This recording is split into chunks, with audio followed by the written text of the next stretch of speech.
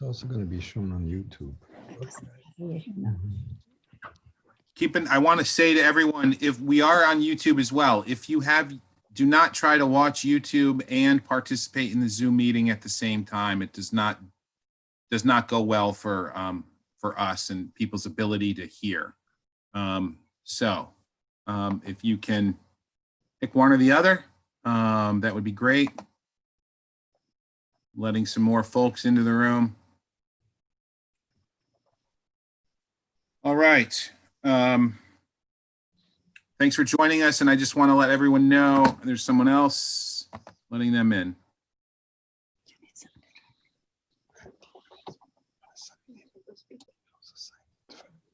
Maybe before we get started, since we are on YouTube now, I just want to let everyone know just some kind of ground rules, I guess. It's sometimes, I don't know how many of you have participated in these Zoom meetings, but it can be challenging if people start talking over each other, and I do that sometimes, so forgive me, and I will try not to do that. But if we can just try to wait our turn and let people have their ability to say what they want to say and then move on. If someone wants to ask a question, just raise your hand and we'll get to you. And I think that's it. I think go over some of our process and where we are with each specific application as we get going. So with that, Rosie, I think you should probably open the meeting and then take some comments if there are any non-agenda item comments.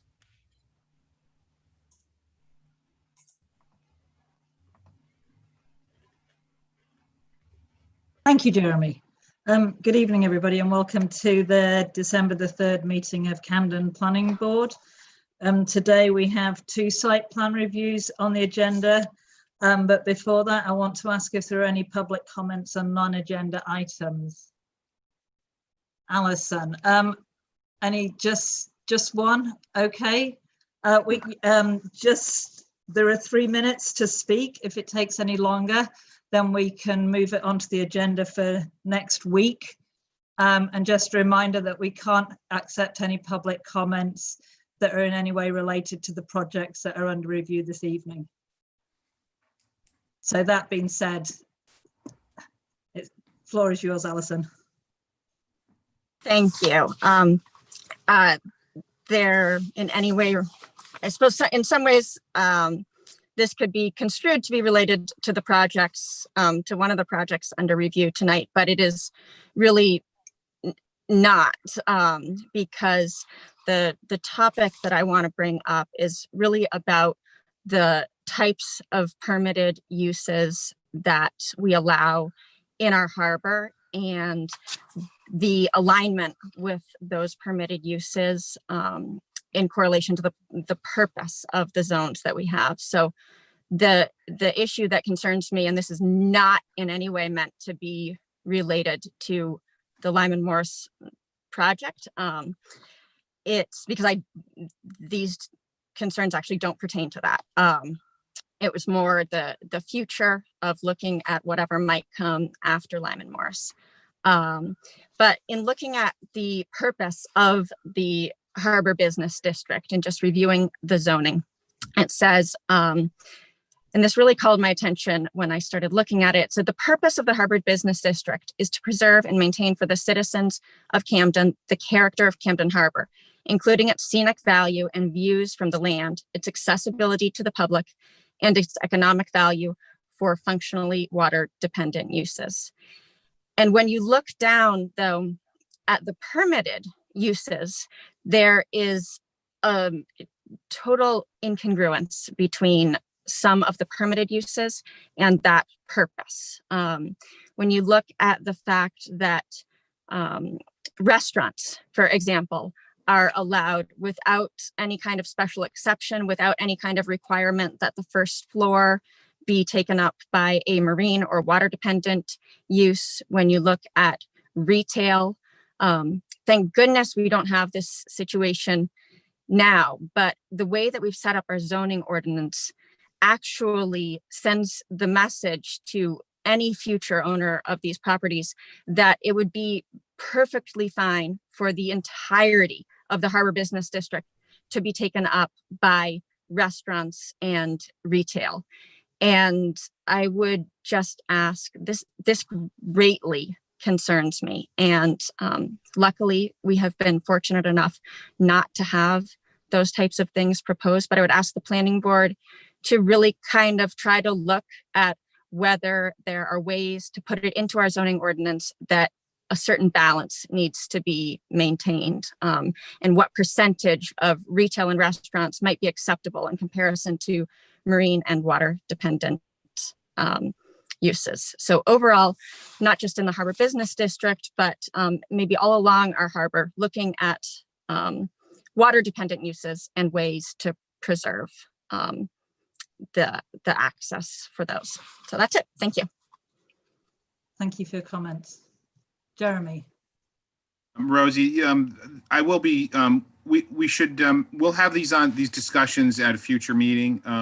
I will say what Allison said about the statement of purpose is actually almost verbatim the same statement of purpose that it is for the other side of the harbor too. So we want to, we really ought to look at these kinds of questions, and we'll do that. We will start looking at that as we move forward. So thank you, Allison. Thank you. Just for instance, the other side of the harbor, there's not much marine related uses over there. And so, I'm just pointing that out. So sounds good. Allison, we'll get to that. That'll be future discussions for sure. And on top of that, we'll probably talk about a lot of other things, shoreline zoning on other stretches of rivers and streams that aren't protected. So we'll look at a lot of things. So thank you, Allison. Maybe we ought to just get moving. We got a long, hopefully not a long night, but let's rock and roll. Thank you. Okay. Thank you, Alison. Thank you, Jeremy. So let's move on to the main part of this meeting. First of all, could I ask all the members present to name themselves, or I can name you. Who's here? Mitchell McMillan. Mitchell McMillan. I want Mitch. I just want planning board members right now. Okay. I'm sorry. Voting planning board members. Ethan Shaw, sure. present. Yep. Matt Siegel present. Thank you. Jeff Sanders present. Mark Ciesian-Thala present, voting. I see him. You're present and voting, Mark, right? Yes. And myself, Rosie Curtis, present and voting. Oh, sorry, I've been saying that. I guess I was muted. Have I got everybody? I think so. Yep. Okay, can I ask if anybody has any bias or conflict of interest? Anybody among the members? Nope. Nope. Nope. Okay, great. And now we need to find that the applicant has standing to apply. My understanding is that the application packet has included the deeds in the applicant's name and has Jeremy's memo, and we can rely on this. This is from the December 3rd meeting. We've been advised we can rely on this to find the applicant has standing to apply. Well, it's a purchase and sale agreement, isn't it? It's not a deed. Correct. It's a purchase and sales agreement, which does give him standing. You're right, Mark. It is not a deed. It's a purchase and sales agreement. Okay. So, and we also need to find that the board has our authority to review under Article 12, Section 1, new non-residential buildings having a total area of more than 1,000 square feet. So I believe we need to make a motion that this applicant has standing. Is that correct, Jeremy? I'm sure. Yep. So make a motion. I'll make that motion that the applicant has standing. I'll second Mark's motion. Thank you. All those in favour? Aye. Aye. Aye. Ethan, Matt, Jeff, Mark. That's unanimous. Okay. So I'll now read the procedure for public hearing before we open it. First of all, the CEO will introduce the application and explain why it's before the planning board. Then the board will hear from the applicant or the applicant's representative, who will offer testimony and evidence in support of the application. Then the board will then seek comments from members of the public who wish to speak, comment, or ask questions. Questions and comments will not be taken from the floor. So that all comments can be heard by those in attendance, as well as by those watching the broadcast or live stream of the meeting, speakers must come and must identify themselves for the record by name and address. All comments and all questions of the applicant must be directed through the chair, and the chair may exclude irrelevant or unduly repetitious comments. The first public comment period will be closed, and members of the board will be given the opportunity to ask questions of the applicant and or the public. A second public comment will be open for the purpose of hearing new and relevant information only. The second public comment period will be closed, and if members have no further questions or comments, the public hearing will be closed. The board will begin deliberation and, if applicable, review of approval criteria. There will be no further opportunity to comment from the applicant or the public. A board member may ask for clarification, but no new evidence may be entered into the record by way of testimony unless it was erroneously omitted.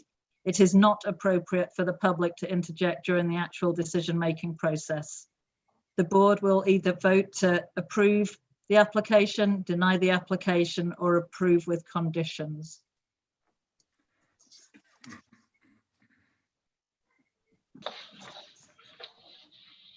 So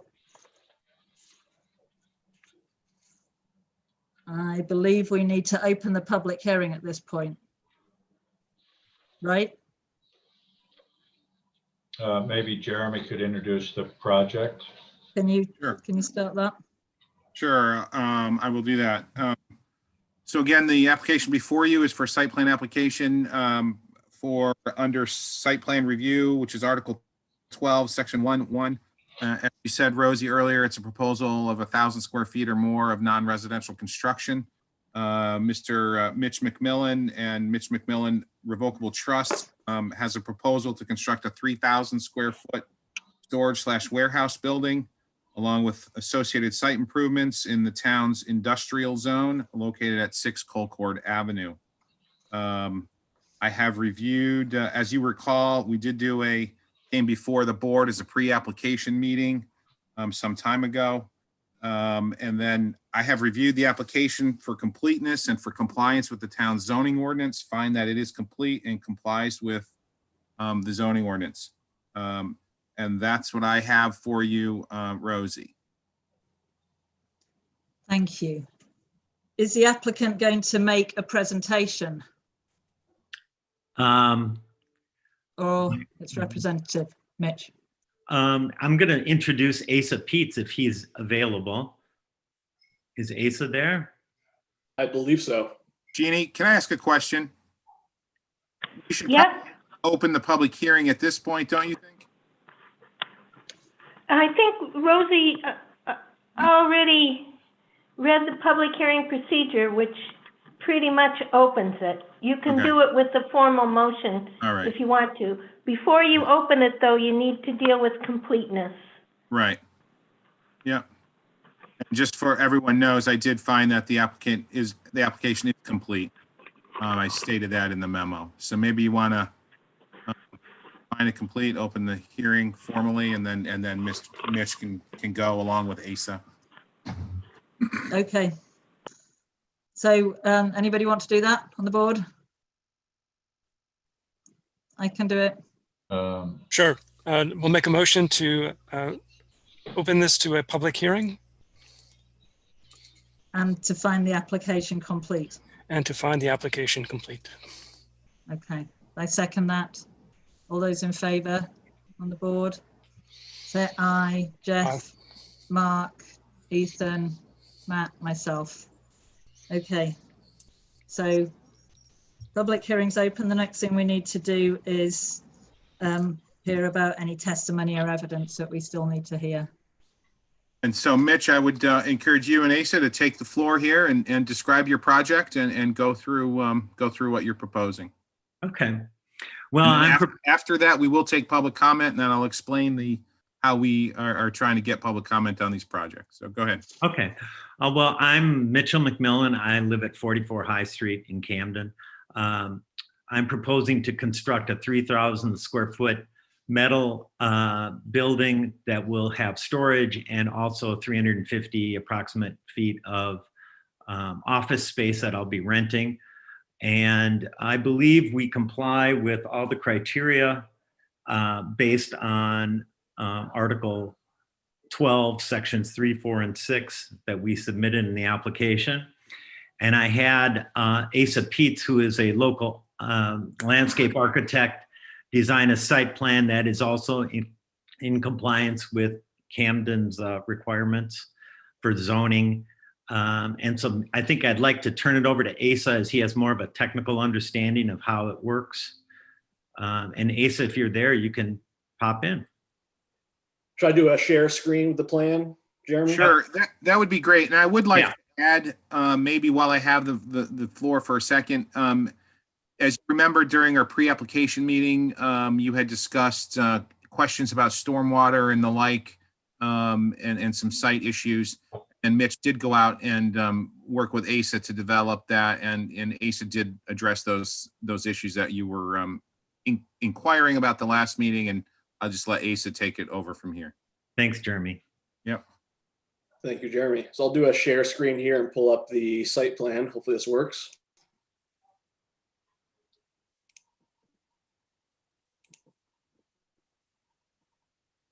Good so far? Yeah, I like the view. It's beautiful. Perfect. Yeah, so pretty straightforward site plan here. Obviously, Mitch kind of laid out the warehouse. It's 50 by 60, 3,000 square feet. Small office space, bathroom, and some storage as well. Pretty straightforward placement here. There was some recommendations to move it from the previous kind of rough site plan done by Phi, I believe. We kind of moved it towards Colcord Avenue a bit, and also a little bit east, kind of keep it away from that wetland area. Currently about 50 or 55 feet off the property line. It's about 60 feet or so off Colcord Avenue. There will be a pretty simple driveway there, 5 parking spaces, which is the minimum allowed for this site. 4 required for the warehouse, 1 required for the office space.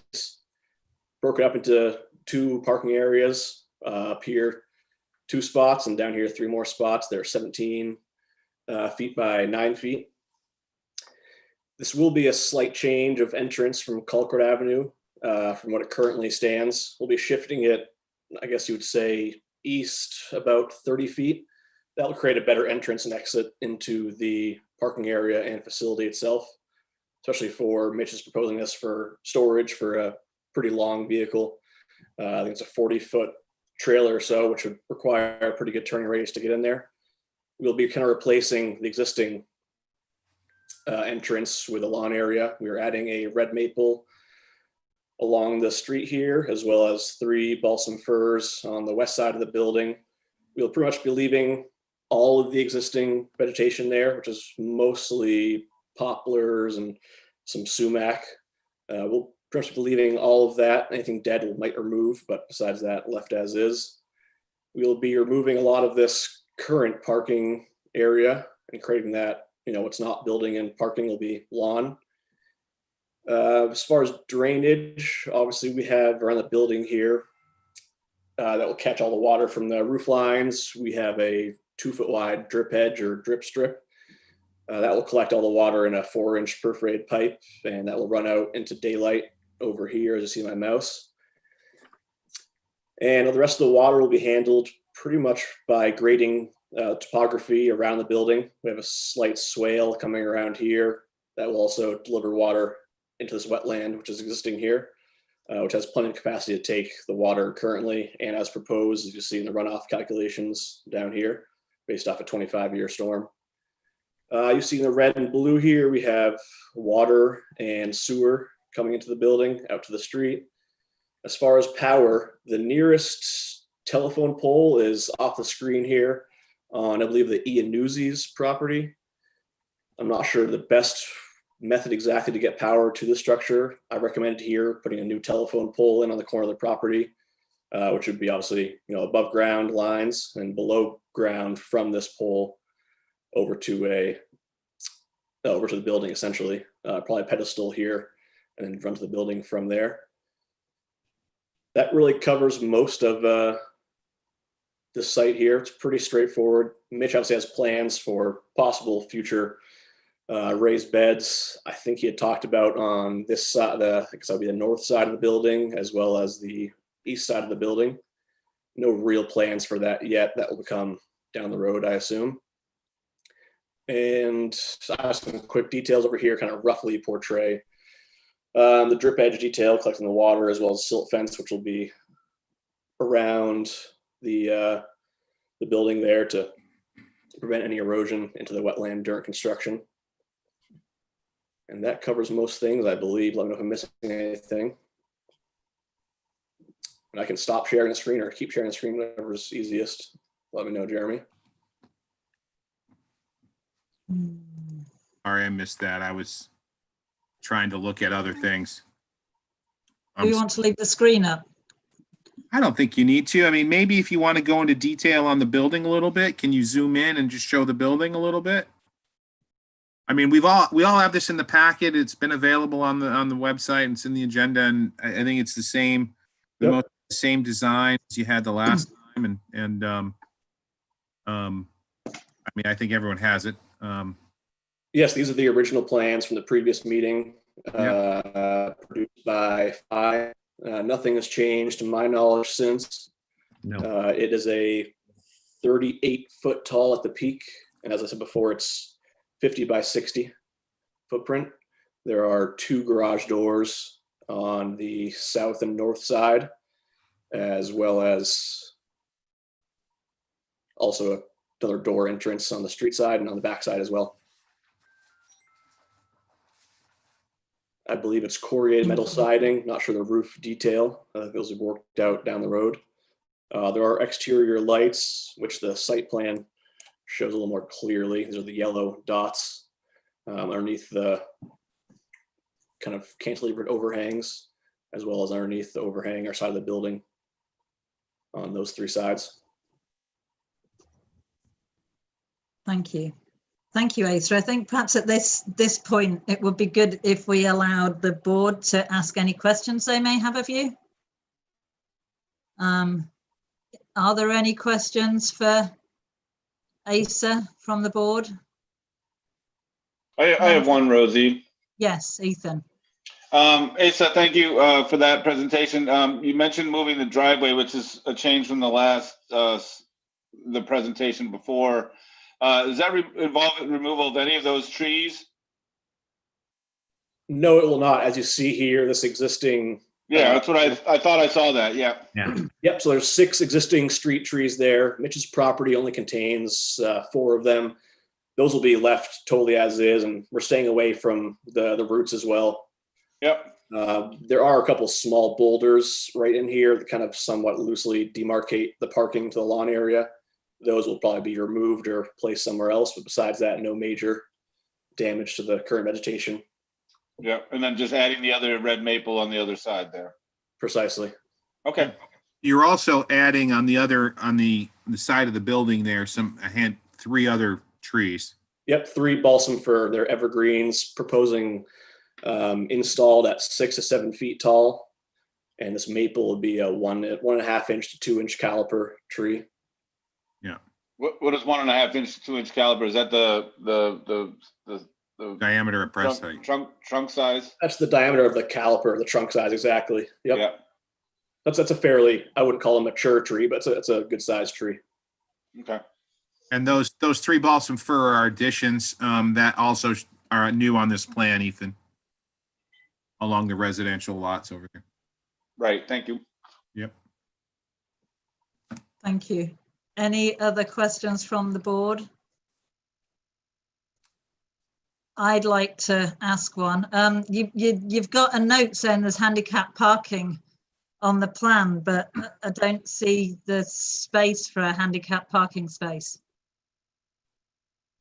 Could somebody Yeah, explain where the handicap parking space is? Because it looks like a standard parking space to me. Yeah, I think I will say, Asa and I have been chatting about this a little bit about the parking, and likely the space, and Asa, you can continue here.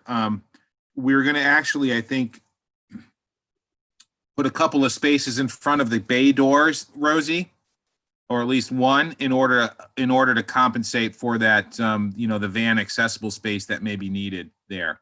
Keep in mind now, Rosie, this is not until that space is rented out, it is not a public building at the present time. So, Mitch is using this right now as a warehouse storage facility for his own use. So if and when it does become that building, we will be having a handicap space there. And we can certainly, I think Asa can add it to that plan and show a space in front of the bay door. I mean, so long as with the it makes sense to plan for it now, right? Because if you're still going to need the same amount of parking spaces when it's a rental property, and you need, say, another 3 feet of width along the side of one of those parking spaces. And however you're going to do it, it would be nice to know that it has been accommodated, because just putting a note on saying handicap parking with no indication of that actually being anywhere. Sure. They're just regular parking spaces. That's what I'm seeing. You have 9 feet by 17 feet. Understood. And I get what you're saying, but either, actually put an actual handicap parking space on, or, don't label it on the plan if it's not actually there. That's fair. Right. I mean, we've got something that's actually not accurate on the plan that we're supposed to approve at this point. That's all. I mean, So here's a Asa, just you may be able to add a little bit towards the building side on that parking, and then get a van, at least a handicapped aisle in there. So I think that's an easy fix. Yeah, I'm sure it would be. I'm sure you could just bring that parking lot edge out to the edge of where the building is, and that would give you the step off.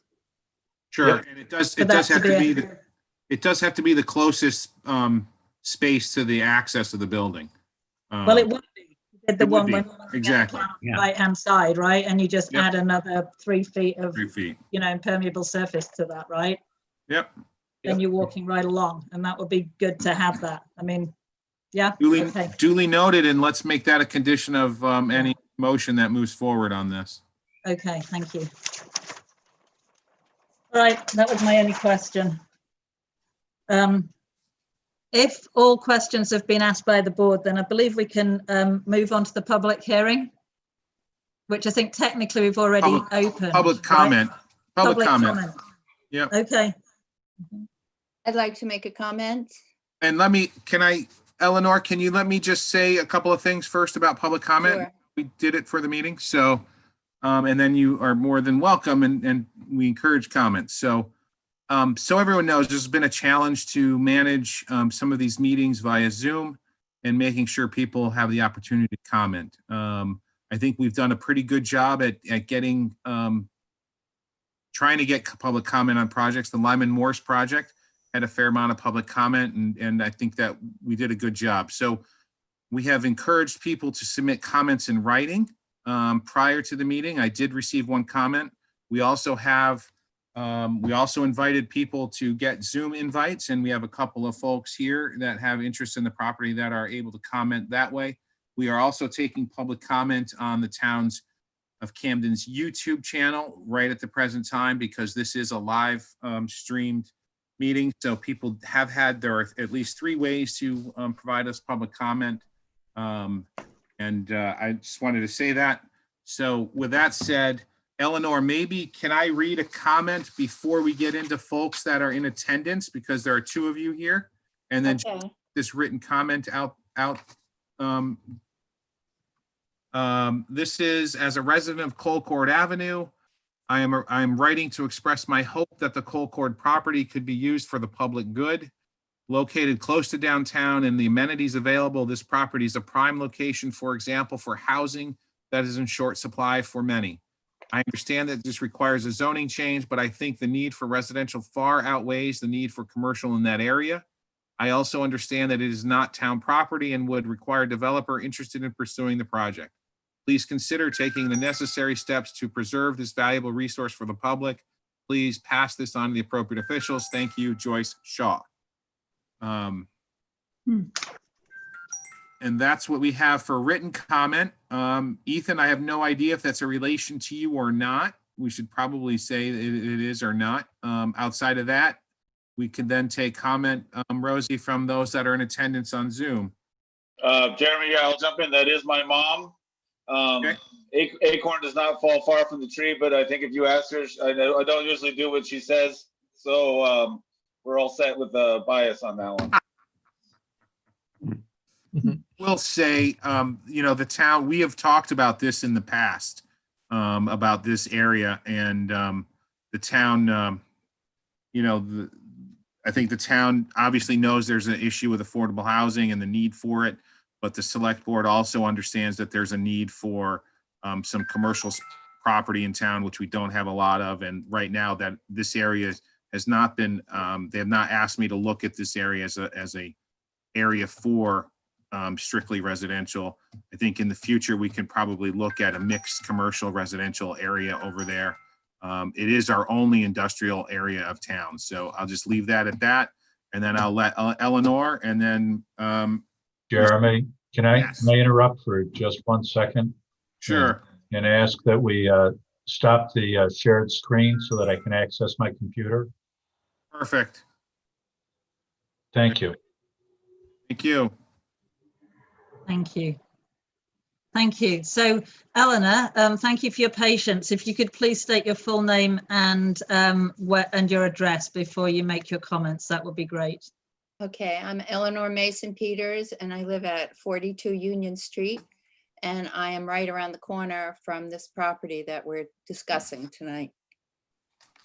And I just had some questions about the height of the building. And if you could let me know, as you said, it's a mixed area. It's residential, but it is zoned as industrial. So that's always a concern for people who are residential here. And I just wanted to know about the building itself and the height of 38 feet. Could you give me an idea how much taller that is than other houses right in that area? Will it stand out is what I'm trying to say. Thank you.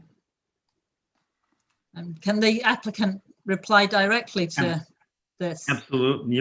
I can address that. In terms of the size compared to the lot, I think it's going to be complementary to the size of the rest of the buildings on the street, if not probably smaller than not to the house next door, of course, that's in disrepair, but to the other homes in the area, it's going to be a little bit larger footprint. Probably 38 feet is like a 3-story building.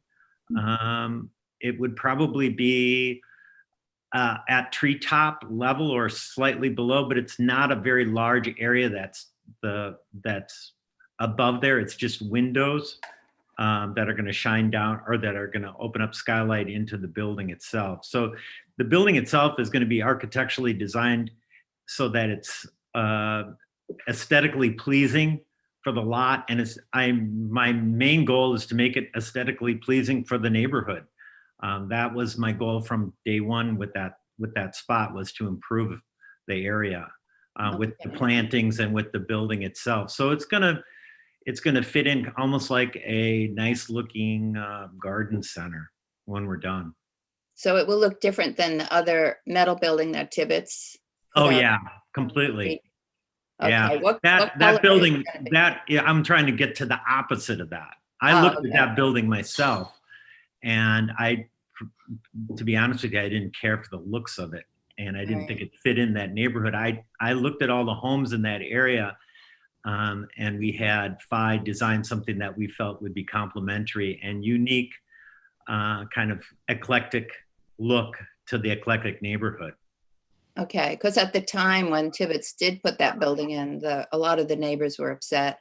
And we requested that they put a lot of landscaping around it, so we didn't have to look at it, which they agreed to, which was Yeah. good. And it has changed the way it looks. Could you tell me what color the building's going to be? Because it's metal. Yeah, we're thinking it's going to be kind of a taupish or kind of architectural bronze, but that's kind of, we're open yet to what's going to look best. We're going to do some samples of some siding to see what it would look like in the surrounding area. So we're not stuck 100%. The windows will be black mullions in there, so it'll be it'll look contemporary. That's going to be a glass. That large door is going to be glass, so it's going to have a real contemporary flair, but yet fit in with the neighborhood in terms of gardens and plantings, and we're going to do some raised dahlia beds in there on the sides and in the back. And All right. we're actually, to be honest with you, I'm proposing to do a community garden back there if we have enough space. Oh, that would be lovely. Yeah. Also, the concern I have is with Tibbetts, like sometimes the lighting is Mhm. shining in people's houses. That was a problem. Now, And I'm just hoping, I know you need to do something to protect it and probably want to have it lit at night. I'm not actually. What I've proposed is to do, that underlight that's very subtle.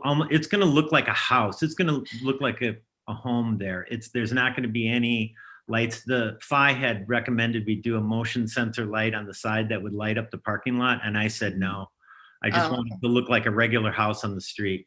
So when the lights are on at night, it's going to look like porch lights. Okay. So All right. nothing harsh, nothing industrial at all. All right. And you said that you're going to use it for storage for your own private. Yeah. Whatever. And then I wondered if you had future plans, because you were talking about renting it out later and what that would involve. Well, I have a 40-foot RV that we'd like to store in there. And so that would go in and out. I mean, the traffic amount is going to be negligible because we're only going to use it when we travel, which is 2 to 3 times a year. So it'll be in and out. So there's not going to be a lot of traffic. I wanted to have an office space in there for some type of, it doesn't even matter. I would actually thinking, somebody like an ASA, landscape architect, or somebody who could use 350 square feet in a beautiful building. We're going to make a commercial door on there, but it's going to be office space, or I have no idea. Whatever anyone, but I will not let somebody come in there who's going to junk it up. So it would be somebody who's going to be a professional who's going to take care of the building. There's not going to be dump trucks and stuff like that out there. No, Okay. It would be one individual or a couple individuals who would like a nice office space with a beautiful bathroom and, shared space. Okay. Well, thank you. I appreciate that. Yeah. It seems like it'll be good for the neighborhood. Well, that was my goal. Honestly, when I came here, I said, that I've always looked at that lot and I thought, we could improve that area. Mm-hmm. So. Okay. Thank you very much. Uh-huh. Thank you. Do we have any other questions or comments from the public? Yes, Albert Danielle, And where are you located, Albert? 36 Union Street. Thank you. You've got the floor. Thank you very much. One concern I had was about the hours of operation, but it turns out, is this going to be just a private type storage, or is this going to be is there going to be trucks coming in or out at any particular times of the day, or are there going to be hours of operation for the storage facility? That's basically what I'm concerned with. No, it's going to be, while I own it, it's going to be personal use. I will probably be there once a week, and that big door will probably be opened 3 times a year. So there's nothing coming in and out. The office space is 350 square feet of space that I'm just going to open it to anybody. I even thought maybe it was would be a neat community room. I have no concept of who could go in there, who would like to go. It'll be a very nice office space, though, air conditioned and heated. So I'm guessing it would be 1 or 2 people at the most in a car. Thank you. And they would, there would be no traffic to speak of. Okay, thank you very much. Mhm. Thank you. Is there anybody else from the public who wishes to speak? Not seeing anyone. The lighting was an issue. Why don't you ask them for the lighting? Is that correct? Something, I'm hearing some noises. Yeah, okay, great. Rosie, the Yes. department Jane. head sign-offs, 2 of them Yes. have comments. Yes, should we read them into the record? They probably should be, yes. Yes. You want to do Jeannie, that? Should we close the public comment period? Well, yes, you can. They need to be entered in at Right. some point, so. Why don't we close the public comment period if there is no, well, hold on, let me double check the YouTube channel. Nothing. Hold on. Just make a quick comment. Jeremy, Yes, sir. can I make a quick comment? Yes, you may. All right, thanks, Rosie. Hey, this is Will Gartley. I own the property at 59 Union Street, an office complex. And this parcel's been vacant for quite a while, so I think it's a great improvement. I'm impressed with the effort they put into making this building look nice. So welcome to the neighborhood. Thank you. Oh, thank you. Thank you. I see no comments. Okay. Okay, so I make a motion to close the public comment portion of this public hearing. Do I have a second? Ethan, okay, everybody in favor? Say aye or put your hand up. Mark, yes. Jeff, yes. Ethan, yes. Matt, yes. Myself, yes. Okay, so now that we've closed the public comment part of the meeting, now the board has questions, the opportunity to ask questions of the applicant and or the public. Don't forget the letters. Oh, do you want to do the letters now? We can do that. Do you want to read them, Jeremy, or do you want me to? Are you referring to the sign from public, from The sign-offs, yeah. Well, the 9/11, Yeah. there's 3 of them. The only one comment that I thought No, it was Public Works, and that's what we're talking about. Yeah, fire, public works, and 9/11.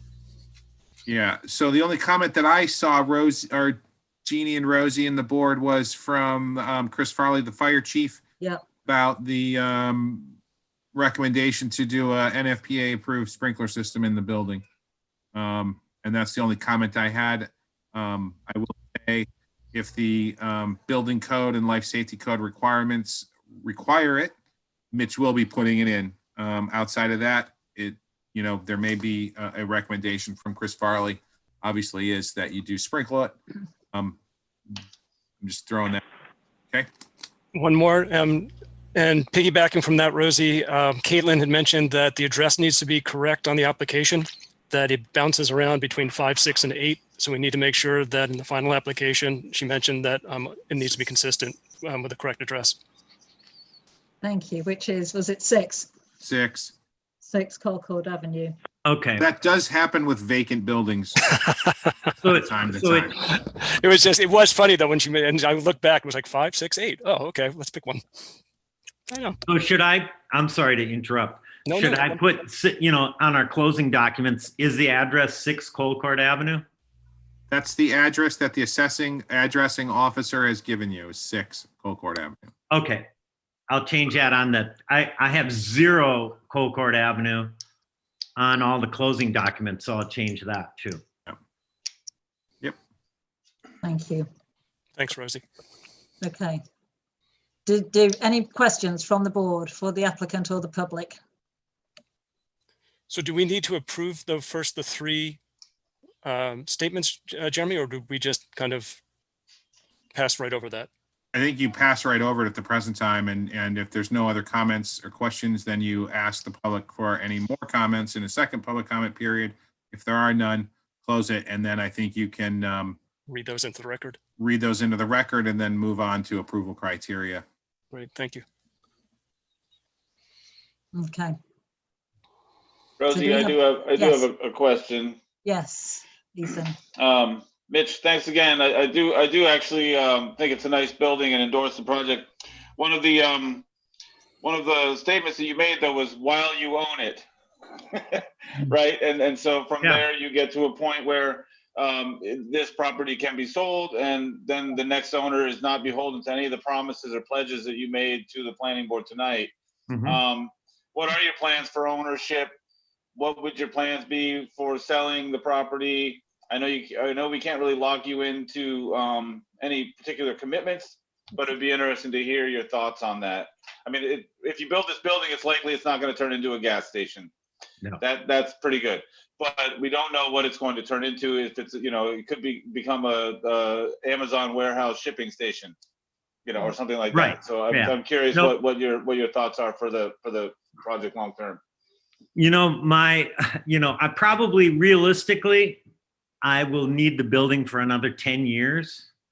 So I'm thinking when I'm 70 years old that I may not be going there as frequently. I don't know. I mean, for sure, in order to get resale value out of what I'm spending to put into that property, I'm looking at 10 years for sure to hang on to it. So I think in the 10 years it will be developed largely into this whole concept of, this not greenhouse isn't the right word, but a, garden center. And I also thought of like a wild bird store or something that has that, eclectic look that fits the building and the property. When it's built up with the flowers and the gardens and everything, I don't think it's anyone who's going to use it as an industrial per se building. I can see that somebody would buy it like maybe an electrical contractor or somebody who could stock, put in, needs warehouse space and vehicle storage. But I don't see it ever becoming, it's not large enough for anyone to entice them. I honestly think some wealthy individual will buy it and use it as their, personal storage. That's my guess. So they'd store a yacht in it or, per se. Piggybacking off of that, Jeremy, what's in terms of the footprint of that in square footage in terms of maximum parking spaces that could go on that based on what we're building? Any ideas? Right now we have 5 spaces. We have, Mitch, it's 50 by 60 is its current footprint? That's correct. Yeah, and Ace and I looked at this, and this is the minimum required based on the use. Granted, if someone comes in to change the use from, say, that warehouse, that large storage space to, say, all office space, or since there may be a potential for 2 levels, I'm in the building layout inside, but if someone has enough cubic dollars, you can do whatever you want, right? So could there be additional office space in there? Certainly there could. That would require more parking, which then would require a revision or an amendment to the site plan approval. Because remember, we did do some zoning amendments last year that said if you are going to change your site in any way, you have to go through a process where there's a review done. Now, if they're going to add parking, that would be because of a use like that. I'm not going to sign off on them to someone, a future owner, to go in there and, oh, by the way, they're going to add 20 parking spaces. I'm not going to do that as a staff review, under staff review. I'm going to make that go to the planning board.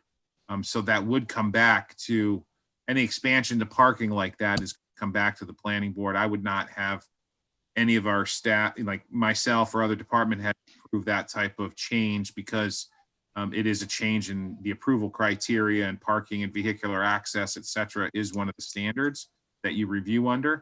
So I would make that come back to the planning board for future use. And then you Is that Jeremy? Sorry, I don't mean to talk over. Is that any change to the parking, or do you have a number in mind, like 5, 10? You could do under your own review. Honestly, from my perspective, if they're adding one, I don't think they're adding a couple of spaces. That's very different than adding a required space because of use that's going to require 10, 5, 10, 20 new parking spaces. I am not going to approve that as a staff person, and I don't believe the ordinance would allow me to do that. I'm double checking on that, but you have to bear with me.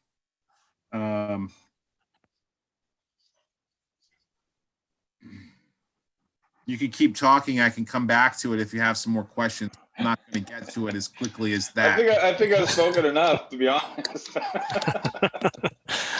Maybe somebody else. And Ethan, I'll vamp for 1 second. In the sense, Jeremy, I'm trying to assuage some of the potential concerns of the abutting neighbors. In the sense, with Mitch says 10 years from now, a lot of those neighbors will still be there. I would want to assuage some of their concerns that Mitch sells it and suddenly it becomes, let's just use that example, the Amazon warehouse, whatever it becomes. Yeah, no, I get that. We all have the ability to sell our property tomorrow. So I understand. So hold on, bear with me. Well, and then the idea that it would then come before us to a site plan review. Right. Based on subsection 4, which is vehicular access, parking and circulation. I mean, it would change radically subsection 4. Correct. So that does not allow me to sign off on that as of approval if I'm changing the approval criteria that you voted on. I will say I'm going to even require Mitch, frankly, to give me a plan that shows where his landscape beds are going. Oh yeah. Yeah. I'm going to approve those as a minor revision to the site. You don't want the beds to go in an area where the drainage is currently flowing, supposed to flow, right? So someone looks at that, and I would be looking at those kinds of things. That makes sense. Any other? So I think what I saw a note was, we don't approve the use. We are approving the development of the property. And the ordinance spells out pretty clearly what the uses can be for that property. So, if somebody came in and said, well, this is an approved use for that property, so be it. That's what it can be used for. True. Correct, Jeremy? Very much so. Okay. Yep. I would add, so one of the approval process under those zoning amendments that we allow, that staff can do and then can be done as a minor amendment or a minor revision, or when does it have to go to the planning board? If something significantly alters on-site vehicular circulation, that cannot be approved as a minor revision. If you look at how this is, the parking is laid out, any change to that is going to significantly alter the on-site parking circulation, traffic circulation. You come in and you either have a hammerhead to the left and a hammerhead to the right to park into. That's all. There's no anything else is going to require significantly changing the site, the parking. So that would come back to the board. And I think the size of the building itself lends itself to a small operation of something. I don't think it's ever going to be a large operation in the sense that there'll be lots of cars parking or lots of people coming in there. I have one more question, Mitch. The recommendation for the NFPA approved sprinkler system, is that something you're comfortable with? Well, to be honest with you, it depends on the cost. If it's going to be $100,000 to put a sprinkler system in, and if I don't have to do it, I wouldn't do it because I'd never get the money out of it. So it's going to come down to what that a budget number. I can't build a building that's going to be unsaleable in the future. And you haven't looked into the cost of that? No. What was the date of that letter, Rosie?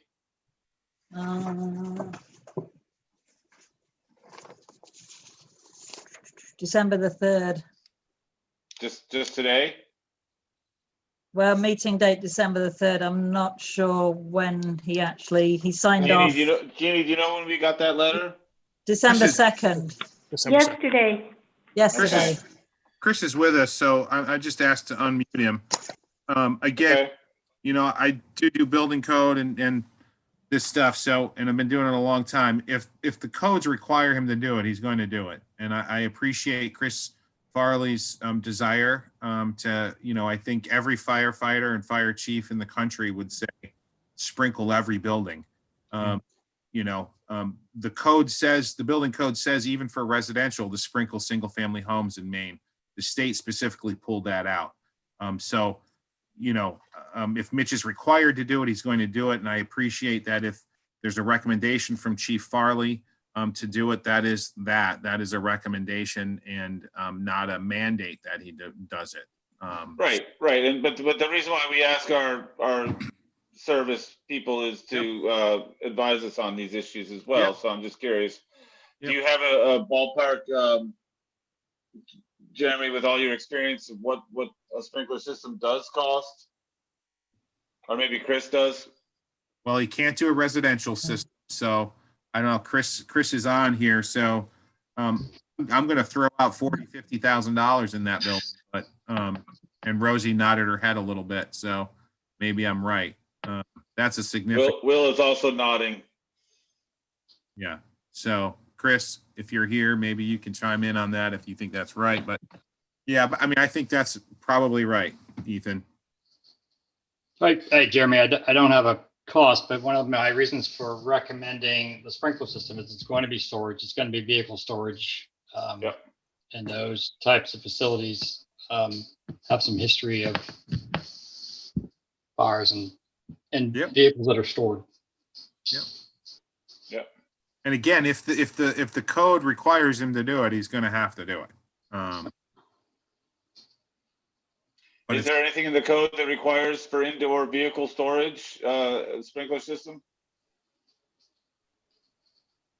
I don't believe so. Will can correct me if I'm wrong, but no. I mean, if your vehicles are going to be worth more than the building itself, right, which say fire station, the fire engines are worth much more than the fire station, it makes complete sense to invest in a sprinkler system purely to preserve the value of the asset that you're sheltering. But I don't believe Mitch needs to do that.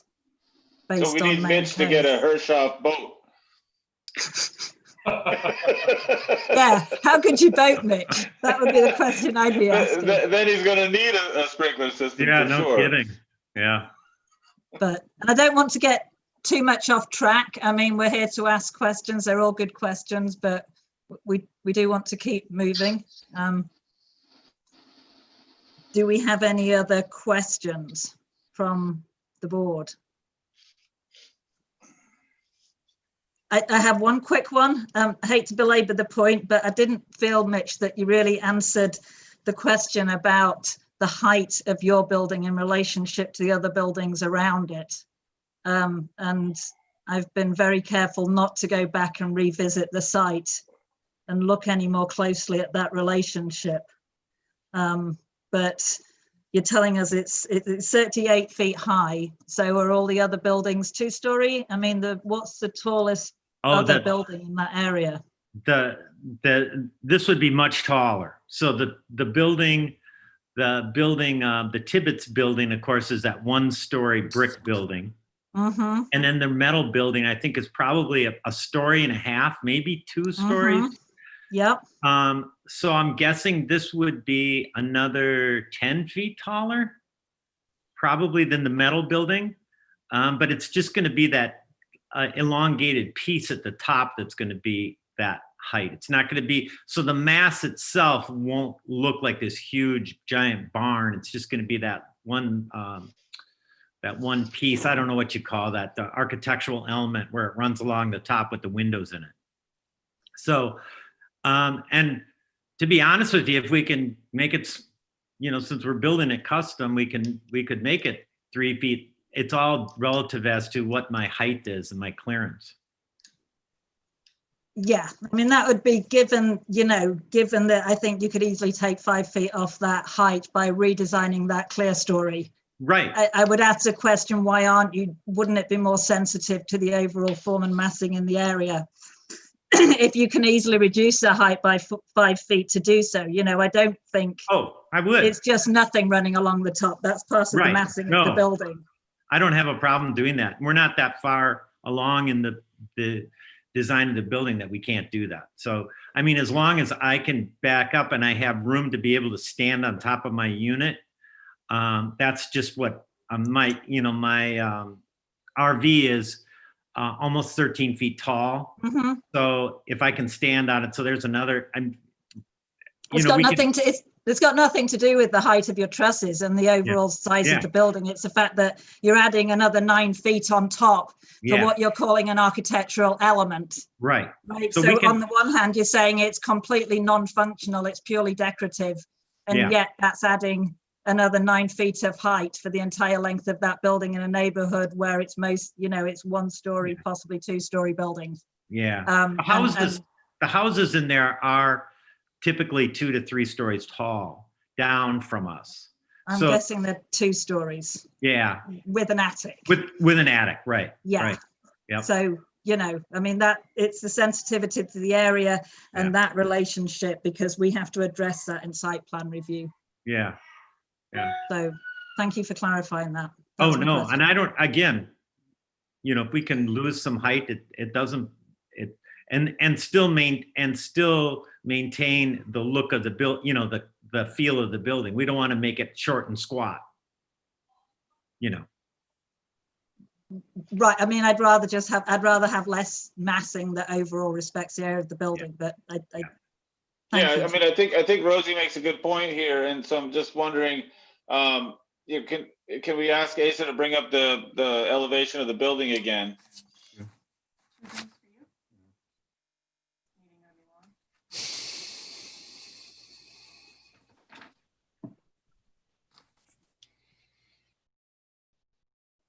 That work so far? Yeah, it looks good. So we're looking at the lower right there. Can everybody see that? So I've got my. So I'm sorry to interrupt. You know, so you can see how high the door is actually, what is that, 18? I think the door itself is 18 feet. Does that sounds right? So you've got 18-foot door. If we can still maintain, you know, that side view, if you look at that, if we can come down a little, that's just, and reduce that height, we absolutely can, or we can reduce the pitch of that roof slightly too. But we are going to run into, on the left-hand side, where we're going to get close to the door, it looks like to me. Right. Right. I'm going to defer to the architect on the board, but if the door is 18 feet and your RV is 13 feet, then you need basically 19 or 1 foot or 2 feet above that door for the roof. Yeah. And I don't mind the architectural element if that's designed to bring light into the building, natural light. I think that's a positive thing, and I think it looks nice. Yeah. But if we could whack off 5-6 feet of the wall space there that I'm looking at, that would be from the 19 foot to the roof line, boy, that would certainly reduce the impact. Right. And I don't have a problem doing it if it just doesn't look to me like it would work. I don't know how you get 5 feet off on that. I'm thinking that you could have like a doghouse dormer look on the, rather than it just being a straight shed, that top clear story element. Yeah. I mean, I'm sure you could actually have it somewhat of a gable and still fit clear story windows along. I mean, that's a job for your architects, but I'm sure that could be done. And you can, even if it's just a couple of feet, or make slightly shorter windows along one side, right? I mean, if you just took off that few feet, it starts to reduce the mass. I mean, if you actually look at that as a volumetric mass, that you're losing quite a bit without changing anything structurally at all. Right. I don't have a problem with it. I'm just trying, I just want the building to look nice. So I don't want it to, you know, I want it to have a nice appearance. So I don't have a problem doing that. That would be, I think that would be show a certain sensitivity to the neighborhood. Oh. Yeah, so Rosie, can you explain to me what you're saying? Because what I was looking at again is, okay, so I guess I was relying on one picture that was confusing to me. Why don't I open, is this the back door that I was looking at? Is that the problem? Here. Well, let me show you on mine. Asa, if you want to take yours off. Yeah, I think I was looking at a back door. Is that true? The upper right? Hang on one second. Let me. I think that was my confusion. So I just hit share screen. And then what do? I hit share screen. And you should have a series of thumbnails. And then one of them, you should be able to just click on it and it'll share your screen if you go down and hit the share button. Okay. Desktop. Mm-hmm. Hang on, I'm sorry. No, it's all good. I'm trying to get. Okay, can you see that? While you're doing that, Mitch, I just want to make it clear that I think I was looking at the drawing of the back door. Yeah. It's in the upper right. And I was like, oh, it looks like there's plenty of room above that 18-foot door. But right, that's, that's what I figured. That's what I figured. Just wanted to be clear on that. Yeah, let me open this up. So, oops, I'm sorry. No, you're good, Mitch.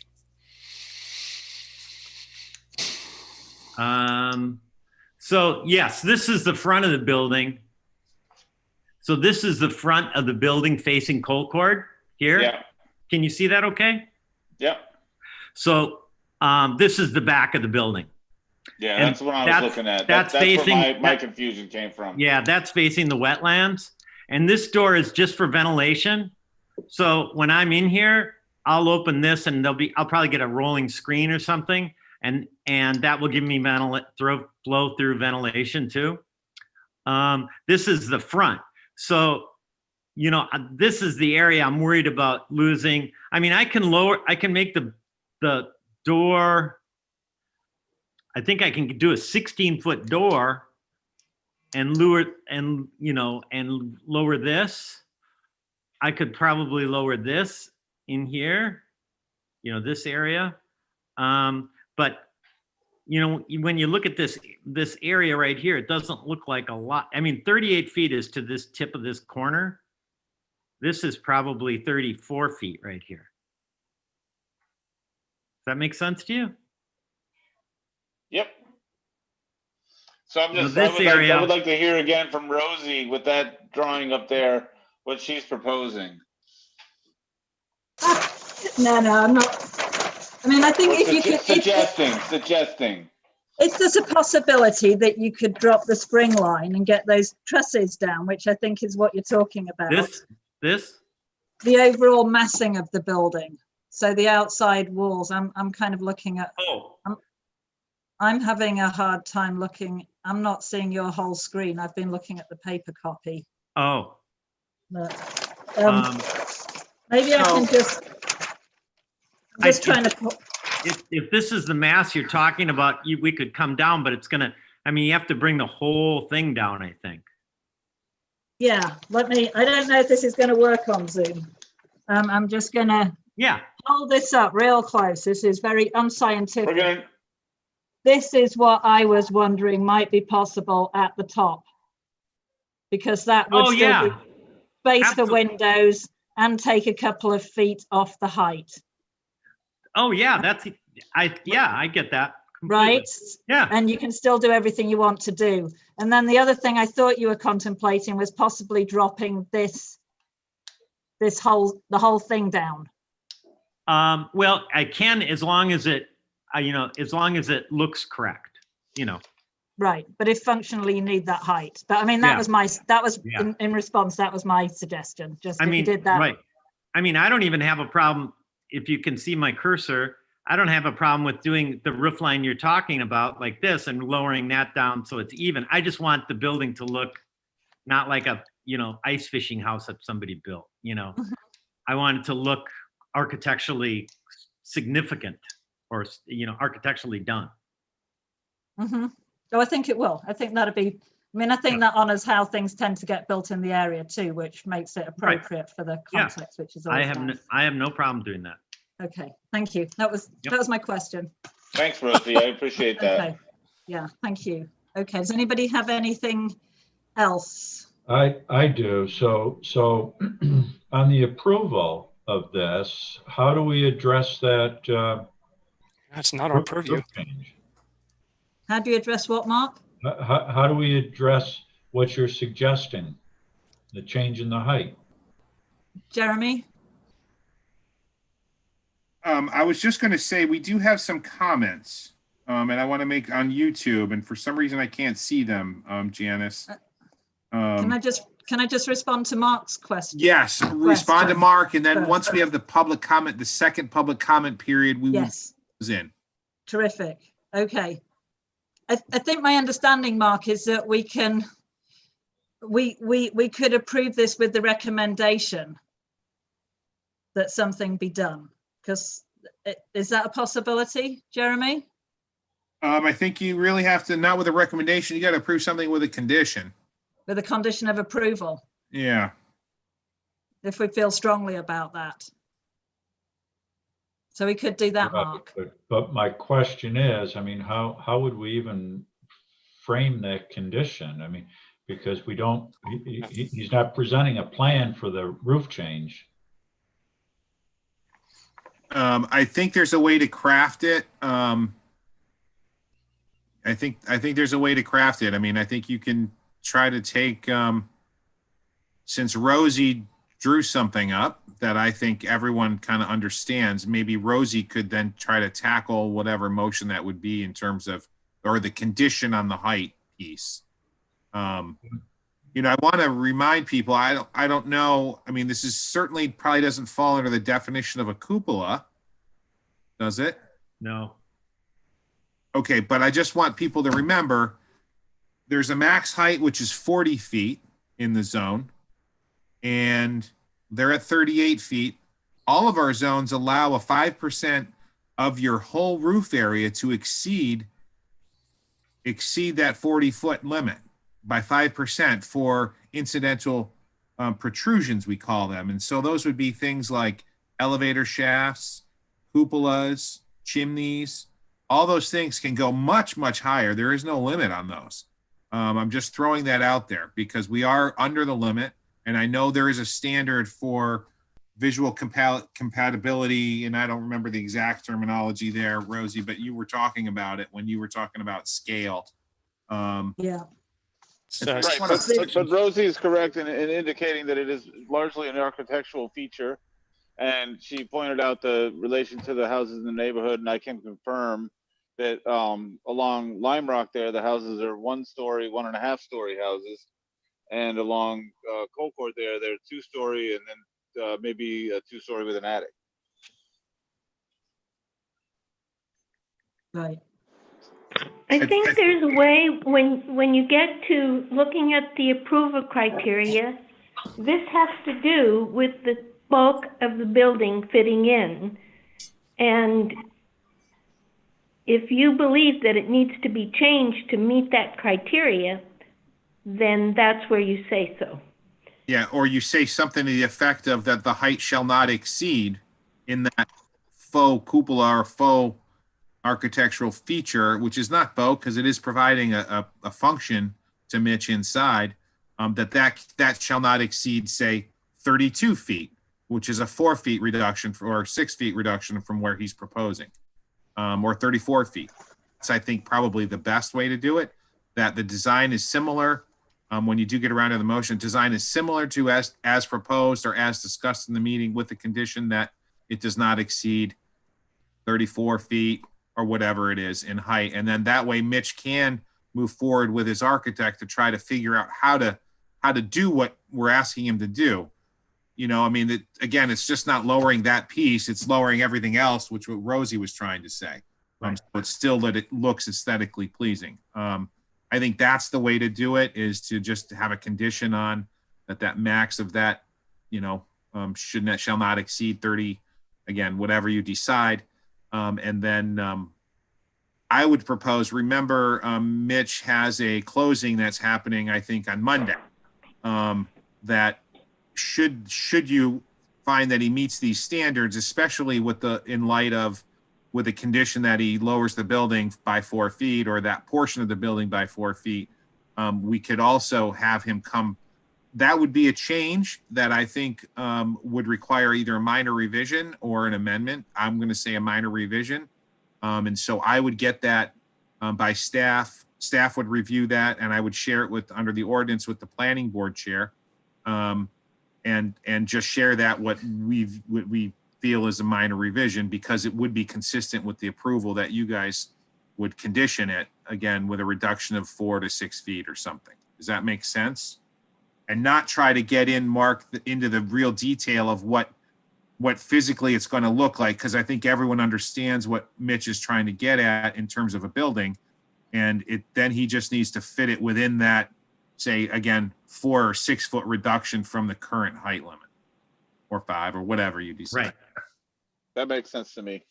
Can I make a recommendation? I'm going to work with whoever, just to make it, I want it to look nice. So, but maybe we say 35 feet as it will not exceed 35 feet. That gives me some leeway in terms of how high that garage door can be, because I'm really concerned about I don't like to worry about a door backing something in. So maybe 35 feet, and I'll lower it to whatever I can that still makes the building look nice. I mean, that still makes it look appropriate. I think even at 38 feet, it will look really great in that area. But losing 3 feet, I think, is a good compromise. Yeah, and Mitch, let me just say that I think that I don't want to speak for the entire board, but we certainly appreciate the efforts you're making to make a nice looking building in the neighborhood. Yeah. And Rosie, for point of clarification, I mean, you're looking, you want to take single pitch and create dormer? Yes, somewhat, yes. Again, and I'm having, I used to sit next to Richard for 2 years and about dictating, again, we're not the aesthetics police. I agree with you 100%, Rosie, and I'm glad that Mitch does. I just am really cautious. Is that our purview to be redesigning? I mean, the height, I'm glad that Mitch is amenable. And again, I agree with you. The idea of a dormer is delightful and much more in keeping. As per subsection 3, this idea of the relationship of the proposed building to the environment and neighboring buildings. I think that fits, something like this as opposed to one rake. And I have no problem with that. Okay. And then Jeremy, I saw you were about to jump in about our purview and our. Yeah, no, I think it's a good discussion, good points made. I think I would just try to stay away from it a little bit, because it is talking about mass and scale. And I would just recommend, when you do get around to a motion, that you just plainly say something along the line of the building shall not exceed 35 feet or 36 feet or whatever. That way it gives Mitch some room. I think Mitch understands your perspective and your desire here. And if he can go lower than the 35 or 36, I'm sure he'd happily do it. Would cost less money. It's less lumber. I mean, it's just less everything. Absolutely. So I think that's probably the way to handle it, and not specifically approve a design. I mean, you're approving the character of the bill. I mean, whatever that standard is, the visual compatibility. That's what you're approving, But Rosie, with the caveat, I mean, again, you have more experience. I mean, can we put it in, Jeremy, with the caveat of the idea of relationship to proposed environment would be a dormer as opposed to a single rake? No, I mean, just to respond to that, I want to be clear that I was suggesting one possible option to reduce the height. If I was asked to redesign that building, I'd actually do it differently and take even more off, but that's not my purview as a member of the planning board. So I was just suggesting that as a very simple, easy way to reduce a couple of feet on the height. And I would actually recommend suggesting that you take 2 feet off, just looking at this very quickly. That gives you enough leeway to have some wiggle room to do what you want without having to compromise the design potentially in order to meet a reduced height requirement that we've put on you. So that would be my requirement, to take 2 feet off. So- and absolutely, Matt, you're right. We don't recommend design stuff. But, Okay, so I brought this up just so that we could think about it. So when we get to performance standards, we have some thought process in coming up with the wording. mhm, Perfect. That's all. I didn't want to get Yeah. overly involved in it. yeah. That's a So, good so point. No, thank you. I mean, what I'm thinking is, you know, we could just say something like roof line to be redesigned not to exceed 35 feet to conform with neighborhood. You know, just something simple like that might solve it. That sounds like a great idea. Rosie mentioned 2 feet. I mentioned 35. So you guys can discuss that at that point when you're going through the criteria. Right. I think I don't want to beat this point to death. If there's any more discussion on this, we ought to try to at least get into the second public comment period really Yep. quick. I do have some comments. Yep. Can we move into that? Do we need to make a motion to open it back up? Please do. I make a motion to open the public comment part of our public hearing back up. I have a second in Matt. Everybody on the board in favour? Rosie, Matt, Mark, Jeff, Ethan. Where's Ethan? You there? Thank you. All right. Jeremy, you had some comments to read. Stay with us, Ethan. Stay with us. Two comments. Tyler Smith. Hold on, where'd they go? My word. Just when you thought I had it. There we go. Is the building going to be visible to any of the residential abutters? And then another comment from Tyler Smith. Most of it fronts commercial, light industrial, and buffered wooded areas. So those are the comments from Tyler Smith, resident of Camden. A butter. He's So an that's a abutting property He's owner. in a butter. He's in a butter, exactly. Yep. So that seemed like both a comment and a question. Yep. So the question would be, is it going to be visible from any of the other residential properties? That's a question. Does Okay. he asked, or it doesn't need to be answered or discussed? That's a public comment that we received. And then the next one was most of it fronts commercial, light industrial, and buffered wooded areas. Thank you. Have for additional comment. Maybe we have some more comment from Eleanor, or I don't see them in the meeting anymore. That's it. Yep. Albert's gone. Yeah. Okay. Okay. No, any public comments? Seeing none. No, make a motion to close the public comment part of this hearing. Do I have a second? Absolutely. I'll second, Rosie. Matt, second. All those in favour? Aye. Jeff, Mark, Matt, Ethan, you need to tell us if you're in favour. Aye. Thank you. I'm still here. I'm just getting dinner ready for my boy. Ah, it's all right, dear. All right, thank you. So fantastic. At this point, we can move on to the deliberation and review of the approval criteria. There's no more I comment. would like to, Yep, Dave Jeannie? St. Laurent just sent his comments in on the project and he has none. I just wanted to make that part of the record. Thank you. Thank you. Okay, so can we start working our way down the approval criteria at this point? Rosie, do you want to enter Chris Farley's and Caitlin's into the record before we get to that? Or is that part of? Has that been done already by virtue of us speaking them out loud, Jeremy? I don't think so. I think so. Oh, okay. Yeah, that's. All right. Thank you. Is Great. that, yeah, thank you. Okay, the first thing we have to decide on is if this project meets the criterion for preserving and enhancing the landscape.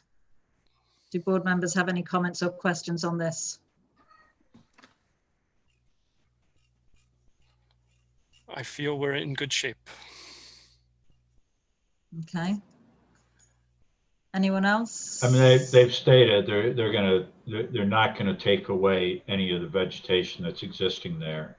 and they're actually adding a few, so I feel it does preserve and enhance. Right, and to your point, Mark, it's built on the front tongue there, away from the wetlands as well. So runoff seems to be addressed, erosion seems to be addressed. That'll be down the line. Okay. Yeah, and a reduction in the gravel parking area as well. Yeah. Thanks, Jeff. That's an improvement. Okay. So I Any other make a motion that it meets criteria number 1, preserve and enhance the landscaping. And I'd like to second that. Okay, all those in favor? Aye. Aye, Rosie, Matt, Jeff, Aye. Mark, and Ethan. Okay. Number 2, erosion control. Questions, comments from the board? Have they met the requirements for erosion control? Yeah, on the site plan, they have silt fence shown for construction. And that should cover it, really. I mean, it's really that simple. It's just one building. The silt, and then Jeff, the 2-foot barrier around for the on the perimeter. Perimeter drains. Perimeter drains. And there's the perimeter drains is more for stormwater and long term. The erosion control while we have disturbed soils. So as proposed, we'll have stable soils. We won't have as much gravel. We'll have a paved parking area, and we'll have the stone drip strip. So that would be like stormwater management, but for erosion control, it's during construction, exposed soils, making sure that we're not going to wash anything to a neighboring property. Sounds good. Thanks. I make a motion that meets number 2, erosion control criteria. Second that. All those in favor? Mark, Matt, Jeff, Rosie, and Ethan. All right, great. Number 3, relationship of the proposed building to the environment and neighbouring buildings. We've had some discussion on this. So I propose that the roof line to be roof line to be redesigned not to exceed 35 feet to conform with the neighborhood. I think we need to say that that's in a condition of approval, right? We approve this. It's a condition, yes, and I second. What about just the overall building height not to exceed 35 feet and just leave it that vague? Because I think his building design's fine. It's just like you said, it might be just a little too tall for the neighborhood. I'm in favor of keeping it simple. Sure. I don't disagree with that either. I'll second Jeff's revised motion. Mark, you want to withdraw your motion? Withdraw my motion. And Jeff, you want to step in? I make a motion to move that we accept number 3 in relation to the proposed buildings to the environment and neighboring buildings with the condition that the overall height of the building not exceed 35 feet. Second. And just confirming, Mitch, you're good with that? Yeah, I mean, I think, yes. Good. Good with it. Is anybody going to go measure? If they end up being like 3 inches over that 35 feet, is it going to be an issue? Yeah, our code enforcement officer will do that. Oh, yeah. That's right. Okay. All right. That was my only thing about having it be 36 rather than 35 is that I don't want them to get cut short aesthetically, but I'll sign off on that if the rest of the board's happy with 35 feet. Mark, do you have a question? No, I'm in favor. Yes. Oh, okay. Okay. All those in favor? Aye. Okay. Good. And an Ethan, yes. Thank you, Mitch, for being accommodating to the neighbors. Yes, thank you. It goes a long way. Number 4, vehicular access, parking and circulation. Do we have any comments or questions about that? We did want to have an addendum in terms of handicap parking, Rosie, to make sure that is noted. Anything else, gentlemen? No. Can I make a motion that we approve the vehicular access, parking and circulation conditional upon access for a handicap parking spot being added to the parking lot? Is that? I would add that just to make sure that you're making these motions based on the information provided to you and discussed. Based on the information provided to us and discussed, we approve the vehicular access, parking and circulation contingent upon handicapped accessible parking access being added. Does that cover it? Yep. So, Second, Thank you. All those in favour?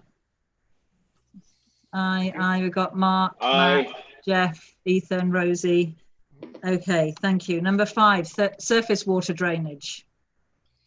Yes. Any- And based on Jeff's discussion, it sounds like that's also being taken care of, Mr. Senders, with a perimeter drain. with the perimeter drain. Yep. So I make a motion, number 5, surface water drainage has been met. yeah, they've done a good job. Okay, Okay, I'd second that. Jeff? let's do it. All those in favour? Aye. Aye. I second that. Matt, Jeff, Ethan, who is back, Rosie, Mark. Welcome back, Keith. Okay. Thank you. Number 6, public utilities. Based on our Any- discussion, Rosie, there was an added pole that's coming in right on the corner near that, was it a red maple or something that's going right in there, as well as a pole? Red maple tree. But there was Which also, would be again, lands- Asia said, based on our discussion, that there's an added pole that's coming in. Would that be a contingency? Would that be a condition of approval? I think what Asa was saying is that there might be one, he doesn't know yet. And then with our utilities, we usually just look at strain on existing utilities. Okay. And if the proposed use is gonna cause the strain. Right, not And physical. since this is such as just one building, there's not much water use, there's not much wastewater use, no power. There's no strain on existing utilities. Terrific. I make a motion. Or burden, I guess is the word. There's no strain on public utilities. Second that. I Okay, second all that. those in favour? Thanks, Jeff. Aye. Aye. Mark, Matt, Jeff, Ethan, myself, thank you. Number 7, special features of development. Are there any? Did we? I don't think there is any. I'd say not applicable. Okay. They have 7. Unless those garden raised bed boxes, those aren't on here yet, so. I think that goes under landscaping, doesn't it? Right, but there's been no discussion of storage buildings or service areas or truck loading areas or any of that as part of this plan. So I think we're good. And I make a motion to say that, sorry, Mark. Make a motion, it's not applicable. Okay, I second that. All those in favour? Mark, Jeff, Rosie, Ethan, Matt. Okay. Exterior lighting. Number 8, I make a motion that it meets the criteria for exterior lighting. Second that. All those in favour? Aye. Matt, Rosie, Ethan, Mark, Jeff. Okay, holler anybody on the board if we're moving too fast and you need to speak up, okay? Can you add why you think it meets it? Just 1 or 2 words? Why it meets exterior? Yeah, There's Please. full cutoff fixtures. Yeah, Perfect. That's good enough. That's all we really need. Did you get that? It's all full to cut off fixtures. I mean, it's dark sky compliant, the whole project, correct? Yes. So it's getting held to the highest standards of lighting. LED Entra 3-inch LEDs. Okay. Thank you. Okay, number 9, emergency vehicle access. Do we have any comments or concerns about that? Well, I'll just say we didn't receive any particular comments from the police or fire on that, and it seems like there'd be no issue there. So I'd make a motion that the project meets criteria 9 based on the information presented and discussion for emergency vehicle access. I'd second that. Okay, all those in favour? Aye. Aye. Matt, Jeff, Mark, myself, Ethan. Okay. Number 10, special criteria for piers, wharves and breakwater, not applicable. So I make a motion that that's not applicable. Second. Do I have a second? Okay, all those in favour? That aye, that's everybody. Number 11, design standards. This is also, I make a motion, this isn't applicable. Do I have a second? Aye. Matt, Siegel, everybody in favour? Aye. Left mark, Matt, Rosie, Ethan. And overlay design standards. I also make a motion that these aren't applicable. Do I have a second? Second. Matt, and all those in favour? Aye. Matt, Jeff, Mark, Aye. Ethan, myself. Right. Okay. All right. So now we have to vote to approve the whole application as complete with the conditions, correct? Correct. Jeremy? I was just going to make sure you and this is the point, to approve the project with the conditions that you kind of laid out already, the 35 feet and the handicap parking spaces. Or space, sorry. Okay. Should we get our legal expert to make the motion on this one? Yeah. Seeing as he's done cooking supper. Gosh, you guys are damning with faint praise. I move that we approve the entire project with the conditions on the height and the addition of the handicap parking space, based on the information provided at the meeting and in the application. Second. We good with that? Yeah, Check with everybody's Jeannie, she's the expert. Since general. That gets it. Good. all right. Approval. All right. All those in favour? Aye. Say aye. Mark, Jeff, Matt, Rosie, Ethan. If Jeannie says yes, it's a go. Yeah, it's Okay. So yeah, thank you. Jeremy, do you have something to say? Just for Mitch, Mitch, you probably need something for Monday. You know, if you want to put together something, just shoot me an email. I mean, that's Okay. great. That's good enough. Okay. Yeah, I'm not worried about it. I will do that. Thank you. I have one question. Yes, sir. Let's say that the design comes back and we need that extra foot to go to 36 feet. Yep. Is it something that we can readdress at a future time, or is it set in stone? No, I would, anytime, anyone is welcome to bring a project back to the board for reapproval. So I would call that an amendment that would come back to the planning board. Yeah, I don't think it's going to be a problem. I just don't want to, I'm sure we can lose 2 feet and I'm sure we can lose 3 feet. I just don't want them to come back to me and say, well, you're going to have a 14-foot door and I got 13 feet of clearance. So Understood. So you have an approval today with a condition of 35 feet. If you want to change that in the future and need 36 feet, come back to the board as an amendment and we would do the similar process and go through that. Okay. Mitch, I just want to say thank you for your, cooperation and your attention to the concerns of the neighborhood and everything else. Oh, I appreciate it. I want it to be a nice neighborhood. I hope it's a cool building for it. Yep. If you do have to come back, hopefully it won't take as long to get approved. Okay. All right. No problem. But I'll You still could be in New York or somewhere. Fees. This is coming from Jeff, who's walking away. Nice. Thank you, Mitch. Throw us under the bus, Jeff. There we go. Thank you, Asa. Thanks, Mitch. Thank you very much, everybody. I appreciate it. Can I? Good luck. Is there somebody after me, or can I leave? Yeah, you can leave. Oh, okay. I'm gonna have dinner. And have a glass of wine. Thanks so much. You're more than welcome to stay and comment on the next one if you know the comment period. Sorry. All right. We're the evening's entertainment, Mitch. No, Leave us all alone. right. Thank you so much. I appreciate it. All your help. Thank you. Good luck. Yep. Bye-bye. Great. Thank you. All right. Does That anyone? was a quick one, right, Jeremy? Yeah. Does anybody need a break, like a couple-minute break at all before we get into the next one? You should make that. We should make that so, Rosie. A 2-minute break would be really great. Okay, I'm good with the 2-minute break. Yeah. Is that all right, Thanks, everyone? Jeremy. Yeah, Well, that's helpful. good. All right, see you back. 2 minutes. 2 minutes. All right, 6:42. There you go.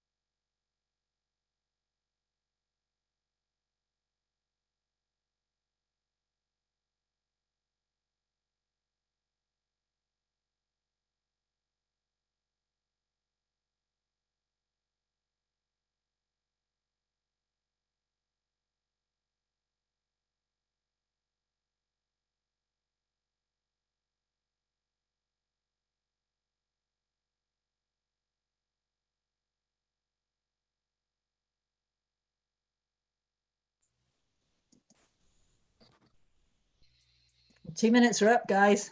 Mm-hmm.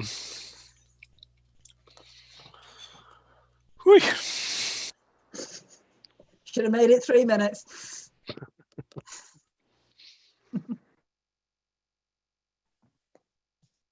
Problem, Rosie, you give them an inch. Oh, I know. So I keep you all under. It's like on herding such a cats. short leash. Yeah, herding cats. Should have said 1 minute. She was trying to be kind.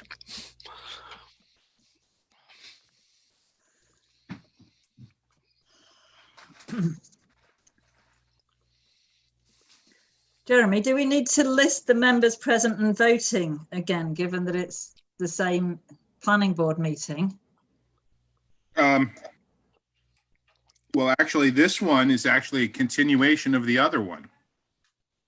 Okay, do we need to verify that the same people are here? Sure, we should verify For the record. for the record that the same people are here. And then you should also maybe ask a question if, I think Jeannie laid it out in the process stuff, if anyone discussed this with anyone or taken any comment from people, Right. and then go from there. Okay. We're all on the up and up. Absolutely. We want to keep Camden scandal free. Is everybody back? That's Not my sure. goal. Yeah, It's yeah, very we're noble. working on it.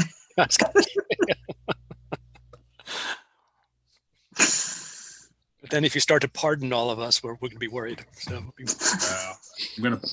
I don't have a, no, never mind. we'll see. We'll see. All right, be good, My guys. daughter doesn't need pardoning yet. We already had an email comment from Mitch McConnell, so. My bad. I shouldn't have gone there, Rosie. My bad. Can I just take it right back, Rosie?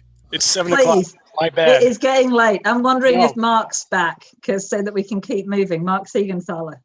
You around, Mark? We've lost you. I'm here. All right, Oh, perfect. fantastic. Okay, can we move up? Can we keep moving then? We got everybody back?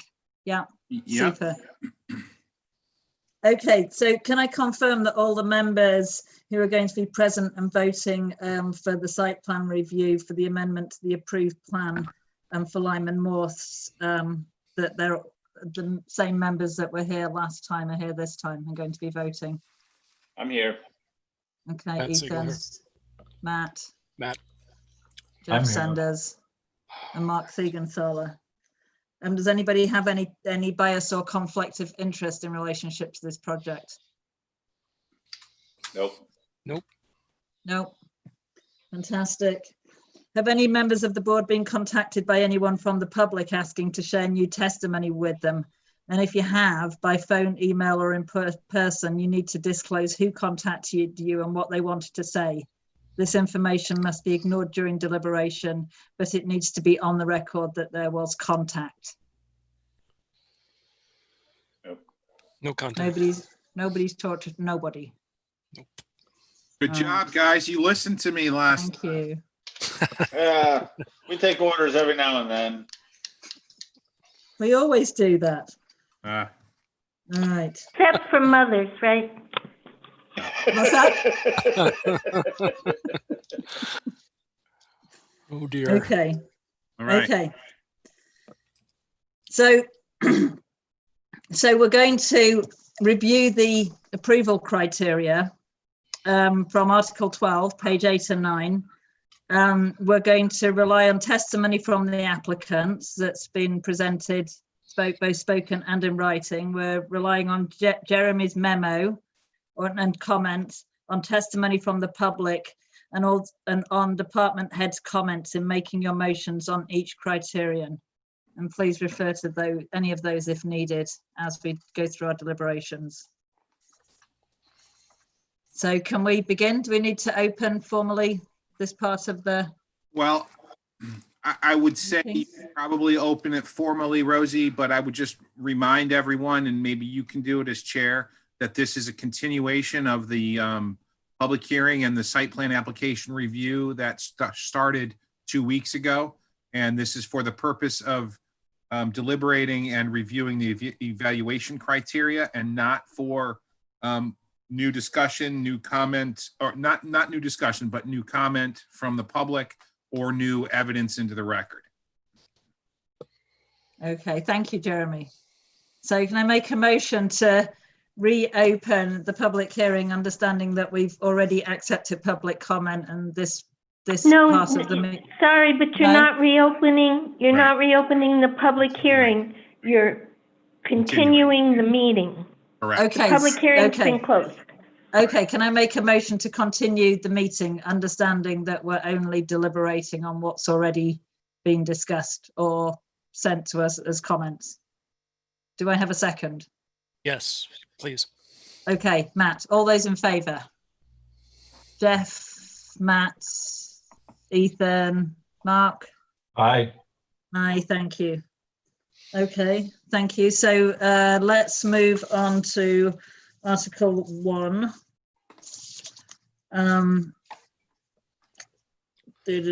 Sorry, I'm just kind of going through my notes here. Article 12. Article 12, Section 6. Section 6. Yes. Subsection 1. Thank you. And just how much of this, I've got a whole bunch of notes here, Jeremy. How much of this needs to be read out loud? Hold on a second, Rosie. Yeah. How much of your memorandum do we need to read? Oh, I don't think you really need to read. I mean, this is the evaluation criteria, and the if you continue in that memo, it's all been part of the record. It was part of the record the last time. The memo did not change. It references the completeness of the application, yada, yada, yada, and your requirement now to review the evaluation criteria. And then finalizing that is the floodplain portion of it that Gotcha. is in the memo. Okay. Okay. So in which case we can move on to the first item, which is preserving and enhancing the landscape. We have comments, questions from the board about this. What are your thoughts? Excuse me. Everybody happy? Have they met the requirements for this? Hold on, like Rosie, 1 second. Just checking my notes here. Yeah. Yeah, give me just a second here.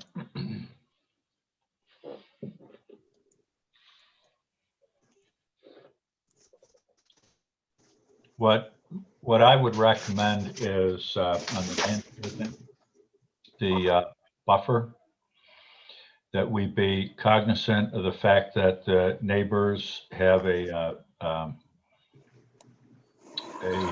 harbor view and request that the any buffering between the neighbors and the harbor meet the be no taller than the height of the buildings. How do we feel about that?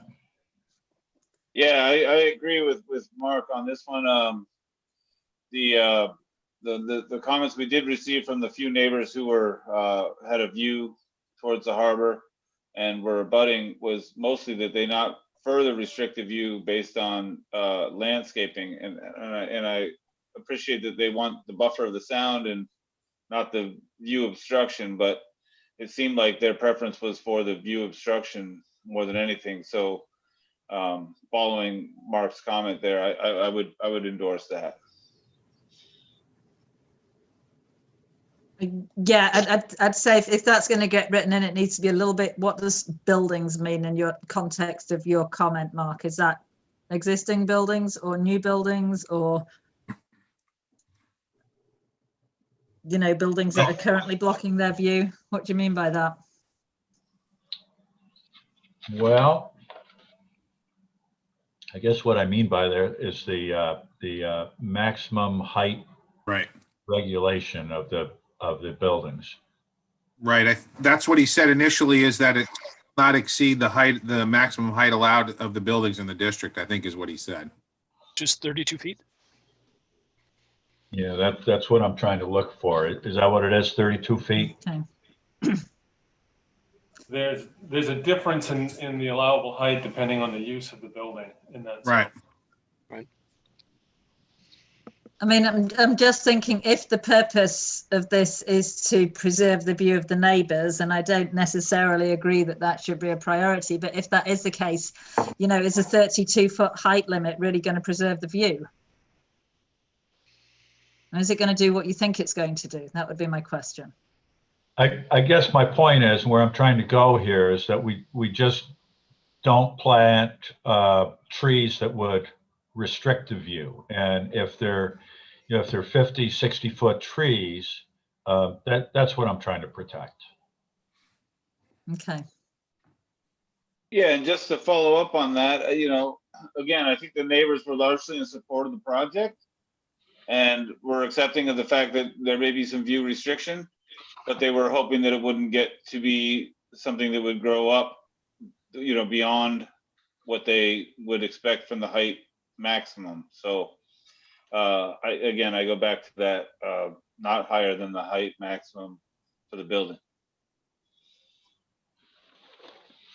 And this is just, you know, largely, again, just trying to accommodate the comments from the neighbors who, again, were supportive of the project. Jeremy? Just to clarify, I think what Will was trying to say is that it's based on the use of the building, and maybe that's the way to frame it, because, you know, a marine service building is allowed to be taller than the other building, as I recollect in the ordinance. I don't have it off the top of my head, but they're allowed to be taller. So I think that's probably the better way to put it. You know, that any buffer or vegetation that is adjacent to, you know, yeah, I don't know how to exactly phrase it, but you understand what I'm saying? Like, well, I mean, I think it's answered by saying the maximum height of the building, but yeah, I get what you're saying about the adjacency issue, but I do think that if we're talking about, you know, the building that it's correlated to, so Right. So how about buffer? Sorry. I'm going to go with buffer to remain consistent with the building to which it's obscuring. Does that make sense? Does that sound right, Will? Well, there's parts of the property that there's no building on, so, like the parking lot. How about if, I mean, Can I try one? Yeah, go for it, You can always Jeannie. try. The board is cognizant, too late, of neighbors' views, and that those views not be compromised by landscaping that further restricts the views. So the building may restrict the views, but the landscaping can't further restrict the views. Yeah, that's a tough one. I think what Will's trying to say is that you've got, I think, and I have to put the plan out, but there's some landscape, there's a couple of trees. There's not a lot of landscaping proposed. But there, I think there actually a lot of the trees that are there that are blocking now are going to go away. And I think what you're saying is what the neighbors would prefer is that trees similar to those, like those Norwood maples or whatever they are, that are just kind of, you know, trees that just showed up. They weren't planted. They just, you know, showed up there. Aren't put back because they did grow up and block a view. So, I mean, maybe one thing that would be easy to measure, and nothing's going to be any higher than building one, the existing building one, is that, you know, any plantings on the property are along the waterfront weren't allowed to grow higher than existing building one. I think you're in the ballpark. Okay, how's this sound? Buffer not to exceed maximum allowable height limits. Is that clean and simple and work for everybody?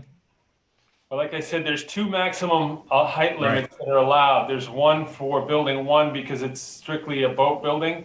Right. The other buildings are a different height limit. That's why I was saying if we said existing height of building one, right there, it's known. We know what we're not changing. We're not changing building one, are we? I mean, we're not really doing any planning behind it either. What's building one? That's the tallest building on the property, isn't it? The existing building. So my guess is that we should actually go with the height limit of buildings, the rest of the new buildings, thinking that we not go higher than those, because that's what people are really concerned about. Does that make sense, Will? Yeah. Building one's the highest building on the property, correct? Correct. Right, but it's not being landscaped or changed. So let's go with the new buildings and say that the new vegetation or landscaping not go higher than the maximum height of the new. Does that make sense? Yeah, and to be honest, there's no room on the Lyman Morse property to plant anything of that size anyway. That's what I was just going to say. There's nothing proposed. No, the new retaining wall we're replacing a retaining wall that goes right along the property line there. And we're going to maintain a service access to the back of those buildings. So there's no room for anything of any height. So by you adding that restriction, it doesn't hurt us at all. Jeremy. Yeah, no, I appreciate that. I think for me, what it will be, and I just from an enforcement perspective and just like a land use perspective, we need to know what that height is so that 15 years from now, when some of these trees, these Norway maples that are, invasive and show up, at some point, I'm going to have to go to Lyman Morse if they don't manage that height and say, now those trees exceed X height. Can you top them? Can you do something? Well, I know they're not going to plant Norway maples up there. Right. Nobody does that. No, but if you don't plant them, I mean, they likely will come back. I mean, something will come back and start growing. So I see this as an issue, not now, but an issue that is may come in 15 years from now when trees to get up to that height. So for the record, I would just like to be able to have a height limit that I can then go to Lyman Morse and say, hey, those trees are now to the point that they're exceed what the planning board approved back in 2020. Can you please remove 3 feet from those trees now? That's all I need. Why don't you just say that they can't exceed the height of the proposed buildings? There you go. Perfect. Which is what we propose. The one question I have, Will, is as far as where the parking areas are, do we need to even, should we go lower, or do you feel like that's still an appropriate height level? Like, if there's a house right behind the parking structure, they might prefer it to be 10, 20 feet lower. Right. Well, I mean, the reality is that those parking spaces are 24 feet lower than the roof, and the grade behind that parking on the retaining wall is 5 feet higher than those spaces. Yeah. So the differential's not a lot there, and the grade climbs up to the C Street. So I don't think that. I mean, you'd be talking about a tree that's what, maybe 10 feet tall at the most, with the restriction that you've talked about. Okay. Yeah, and I mean, in a sense, I know it's not really a planning board thing or criteria, but I would be comfortable with Lyman Morse saying we're going to be sensitive to the views behind the parking area so as not to obstruct them. But Yeah, I can talk to that, you guys. This is actually a conversation I've already had with the neighbor at the very end, and I said we'll just work with you guys, whatever you guys think, and then only question we've already had that discussion. Some neighbors want the trees gone. My guess is some don't. There are existing trees that are higher than the buildings now, so they might not want those removed. So you might have some unintended consequences by what you're doing. So you might want to, I don't know how you guys would phrase it, but some of those neighbors may want it a little higher than to look at I'm just throwing that out there. I don't know for sure. No, I appreciate that, Drew. I think that's right. I think maybe if we said something about new plantings, because I don't remember any neighbors commenting who were all afforded the opportunity to comment, saying they wanted to make sure that the new landscaping obscured the buildings. They were more concerned about the harbor view. That's what we got for comments, and so that's what I'm relying on. If neighbors were concerned and they wanted the building obscured, there was one comment, I think, if I recall, about sound from the restaurant, and that was discussed. But I'm going based on the comments provided by the neighbors, and what we got mostly was view was more important than anything else. So if we were to say any new plantings to not go, we're not asking to chop down trees that are already there. Any new plantings to not exceed X height, I think that would maybe cover it.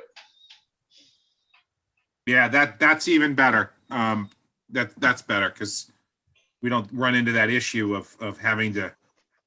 Because I also recognize that Rosie pointed out that we're not in the business of providing view corridors all over the place, but as Lyman Morse has demonstrated a willingness to be sensitive to the neighbors' concerns, I think that's great. And so if we can just provide the landscaping that will provide a buffer without obscuring further views, I think that would be great.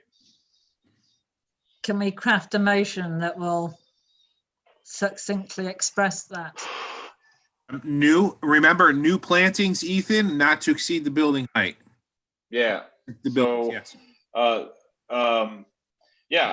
I move that for the purposes of, what number are we on? One. Number one. Oh, good. We're moving along. To preserve and enhance the landscape, that the applicant has met the criteria based on the information provided and the discussion had, with the condition that no new plantings exceed the maximum height requirements of any new buildings. And I think that's it. There's no plantings proposed, so we're just kind of just saying it. Yeah. I mean, because Lyman Morse could go plant plantings. Yeah, that's fine. So we're proactively addressing this, Jeff. I agree with you, but they will be planting some buffer. You're right; it's not put into the plan. I think they're taking down trees. Is Do we it need to address applicable? that further, Jeff? I mean, do you have a concern? with that? No, I mean, if they plant plants, they're gonna have to come back to Jeremy for that anyway. But then it's in our plan, and he can do a rubber stamp approval, which is, you know, hey, you're staying within these height limits that we've already talked about. Yeah, I mean, Drew's talked to the neighbors, he's working with them, all that stuff. That's great. So we don't have to come back to the planning board. I'd rather do that than make them come back. yeah, that's fine. Yeah. But I mean, there's no plants proposed, so we're kind of. I hear you. Yeah. I hear you. Yeah. We're trying to address the public comments, I guess, you know, but I hear you on that. Mark, you're trying to say something. You need to, thank you. I'm here. So there's nothing proposed, but I think what we're trying to do is add a condition to the plan. Mm-hmm. So I guess I make a motion that the plan preserves and enhances the landscape, and we'd like to add a condition to the plan to, Ethan, you step in now. You had it worded. New plantings and not to exceed building height. To limit new plantings not to exceed the proposed building heights. Yeah, fantastic. Second, I'll second that. Yeah, all those in favour? I got Matt, me, Mark, Jeff, Ethan. Aye. Please say yes. All right, fantastic. All right, that's number one. And Cabot was even nodding. So I saw Cabot was a small nod down there, so it was good. As long as Cabot's nodding, then exactly, that was what we need. It's a bonus, all right. That was good. He's like, all right, you guys, just keep moving along. Come on. Yeah, that's the first base. Erosion control, number two. Questions and comments from the board? No, I think we talked to Will's, at least I did, extensively about that retaining wall, and address that and address concerns of the neighbors as well. Okay. Was there any other discussion that I forgot? Yeah. Erosion control would be address the issue while it's under construction. Yeah. Yeah. Are you going to put a silt boom out when you start doing your geotech and exploratory under the, you know? Actually, the elevation of the ground below the boardwalk right now is anywhere from 3 to 5 or 6 feet lower than the first floor of those buildings. Yeah. So most of the work we do is going to be below and under the bulkhead. In fact, there's a hatch there. If you open it at high tide, the water's there. So, I mean, in a way, we've got the bulkhead that protects us, and we're going to do the ground reinforcement work and all of that improvement while the grade is still below the height of the finished bulkhead. And ultimately, the new boardwalk is still going to be above ground, and there'll still be a differential in the grade there. So the good news is the first thing we're going to do is demo those buildings, take the boardwalk out. And when that happens, anything that runs towards the harbor is going to be stuck behind that bulkhead. So rather than having a silt fence, you've got a bulkhead to stop You've got erosion. the entire bulkhead wall that blocks anything from running in there. The only other thing that we will likely do is during construction, when that one catch basin is put in, we'll protect the inlet of that basin until the area around it's finished. That's in that 15 space parking lot. Mm-hmm. Thank you. Jeremy? I was going to say the same thing. While they're doing the work and the catch basin goes in, we'll make sure that that catch basin is protected while it's going in, and then during construction, if it's there, depending on what else, how far along they are, we'll make sure that's protected. Good. I'm happy. Okay. Do you want to make a motion, Jeff? Seeing as how you're happy. Yeah, that's what I'm talking about. I'm happy, so happy. I make a motion that section 6, number 2, erosion control is fulfilled by the applicant, and that the bulkhead will act as a stormwater barrier and sediment control basin. Fantastic. I Second. second that. Okay. All those, Ethan snuck in. All those in favour? Aye. Aye. Mark, yes. Matt, yes. Jeremy, Rosie, Ethan. Okay, fantastic. Number 3, relationship of the proposed building to environment and neighbouring buildings. I know we've had a couple of comments about kind of what were perceived as maybe questionable aesthetics. We're not actually reviewing for aesthetics, but these are concerns of neighbours. Does anybody have any comments or concerns on the board about this? Mark?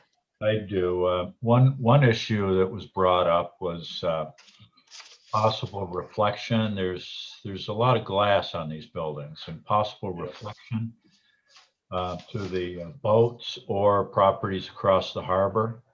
And also bird kill. Bird Was kill. a comment.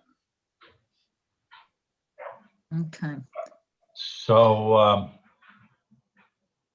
I guess my issue would be the reflection, and that they would be sensitive and mindful to correcting any issues created by that. That's all.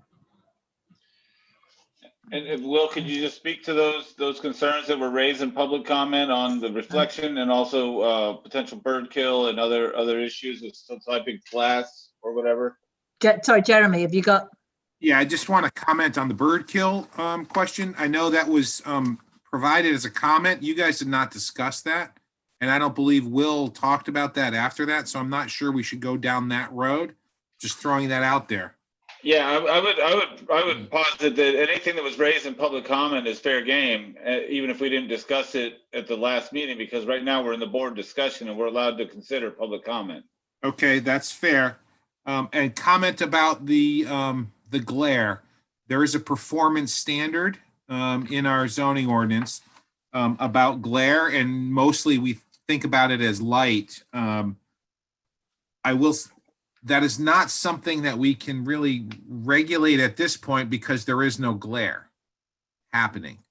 So I appreciate what Mark's saying, and I think that a condition could be crafted to ensure that there is no glare, but that is something that could happen in the future, and something that would be regulated even if we did not address it. And it became an issue, I would have to somehow dive into it on the performance standard basis moving forward. Does that make sense? I mean, it does, but I think here what we're doing is having a board discussion and asking Will whether he's considered those issues. No, sure. And I appreciate that. I just want to tell you from my perspective on an enforcement piece, tomorrow someone could call me about Ethan's house or Drew's house or Jeff's house about glare, and I would go into the ordinance and look at the performance standards, and that's what I would do. So. And what do the performance standards say? Hold on, I'm getting there. Hold on.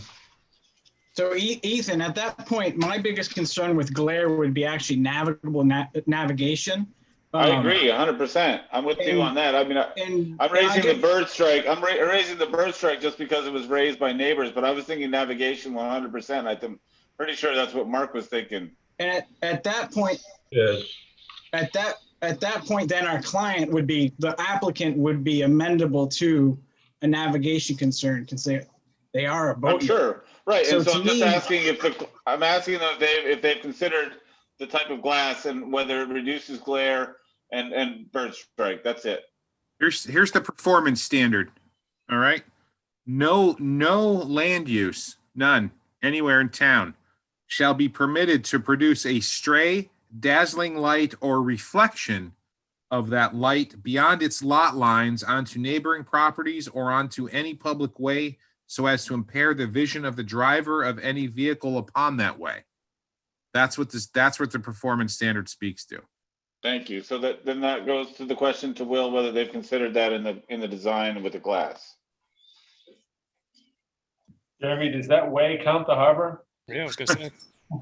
I would Vehicle say yes, and doesn't way, it? definitely to me. Yeah. I mean, that's how I'm going to read it as a planning board member. I know. Driver? Driver? Drive The a boat channel now? is considered I've seen Mark drive a boat. I mean, waterways are considered public ways, I believe. especially if it's an official channel. Right. Yeah. I think it's a very relevant question. So from an enforcement perspective, this could happen today or tomorrow, and someone could raise this question about an existing window, and I would have to go out. I'd have to try to determine if there was a stray reflection of a light beyond its property line or onto a public way so as to impair the vision of a driver of any vehicle.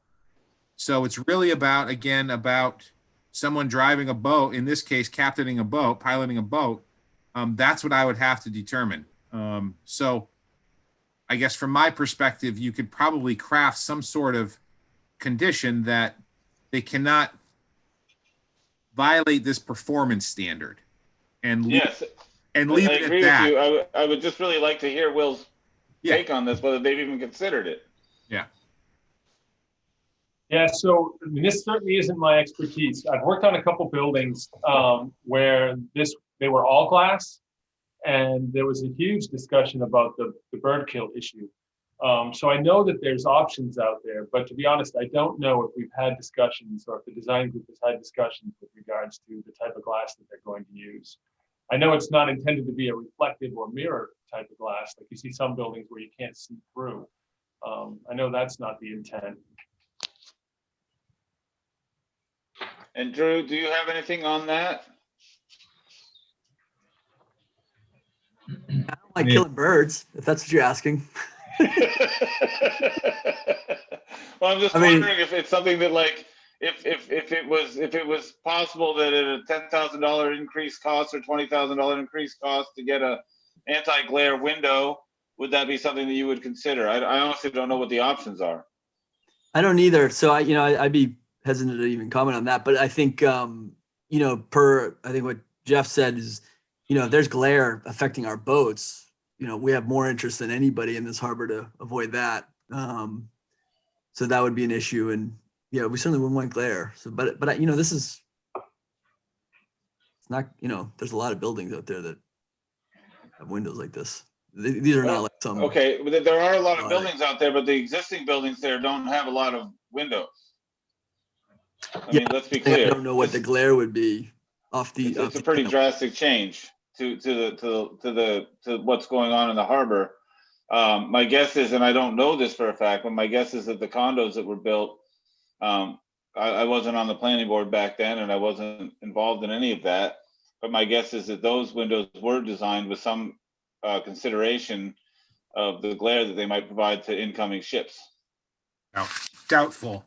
Guarantee Really? they weren't. Yeah. Doubtful. Can I, No, Mark? To move this along, can I say that we approve number 3, relationship of the proposed buildings to environment and neighboring buildings? Hold on here. Based on the fact that they meet the performance standards relating to glare. I think that's pretty solid. Does that cover future? Does that cover future issues? Because I think glare's one of those things we don't know if it's going to be an issue. It sounds Right, like Jeremy already said that the performance standards apply, and Mark's just making sure that we put that into the conditional approval, like, as a condition of approval, to just make it more clear. So, and then it behooves Lyman Morris to then make sure that what they're doing does not provide or cause, and obviously it's in their business interest anyway, but does not provide or cause any additional excess glare. But does this apply for should glare become an issue in the future? They can then take steps to remediate that. Is that what this is saying? Yes. Rather than making extra demands upon them now at this point in time when we don't know if it's going to be an issue. Exactly. That's my question. I mean, I hear you, Rosie, but I think it would behoove them to consider the glare issue and to maybe just check in on it. And if it's not a huge cost to go with an anti-glare type window, then it might be a good call to do that now rather than address it in the future when it becomes a problem. You know. Well, they could just tint the windows. It's easy to do Right, which is- afterwards. Okay, Or thank put a you. frit I didn't on know it. that. Yeah. I mean, there are ways you can There's do it. a lot of after the fact. aftermarket stuff. Yeah. Okay, all right. So That's kind of where I'm going with that. Yeah. So do we have a second? I second I'll that. second. Jeremy, did you have any other? Jeremy's hand was up. No, Nothing I'm to gonna say? let this, I'm gonna let this roll on because it is something Drew understands, and I'm sure Greenspur is quite familiar with this type of issue. And I'm sure Drew Okay. will talk to Greenspur right after this meeting, and they'll move forward, understanding that glare is a concern and they can't violate the performance standard, because that's a great Yep. condition. And Fantastic. Jeremy, is there anything about bird strike in the ordinance at all? No, sir. Yeah, that's kind of a fault in our town plan, but it's something that I would recommend we look at, but I don't think we can put anything on here. Not tonight. No. Not tonight. But we can look into it in the future. Okay, Mark, would you like to We try again? We heard Drew kills birds, so What? Half of Maine kills birds. They Partridge. do it intentionally with guns. So Mark. we've got a motion and it's been seconded, right? So we're ready to vote. Okay. All those in favour? aye. Aye. Matt, Ethan, Rosie, Jeff. Sorry, Ethan, you had your hands up. Did I hear you? Yeah, I said Yeah, aye. okay, that's a yes, thank you. Okay, vehicular access, parking and circulation. Comments and questions, board. Do we feel like that's been adequately addressed? I know there were some several comments from the public about concerns about increased parking and increased traffic. What are the thoughts of the board on this? Do we feel it's been adequately addressed? This is a tricky, yeah, this is a tricky site. I think the applicant did a really good job making the 128 spaces happen that they need for this is proposed.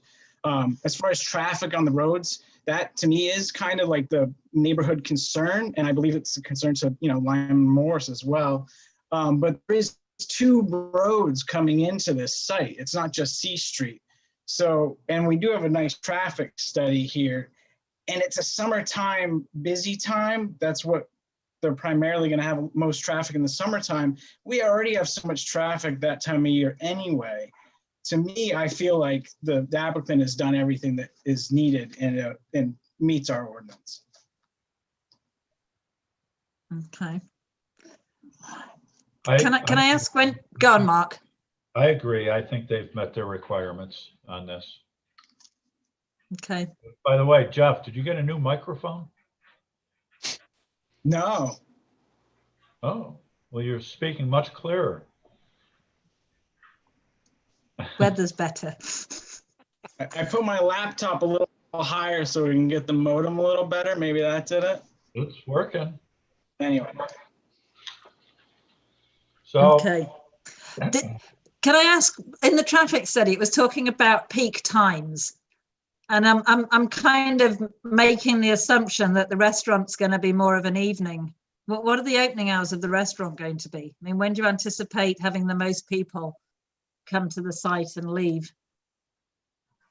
I'm assuming lunch and dinner. Yeah. So that would be lunch and dinner.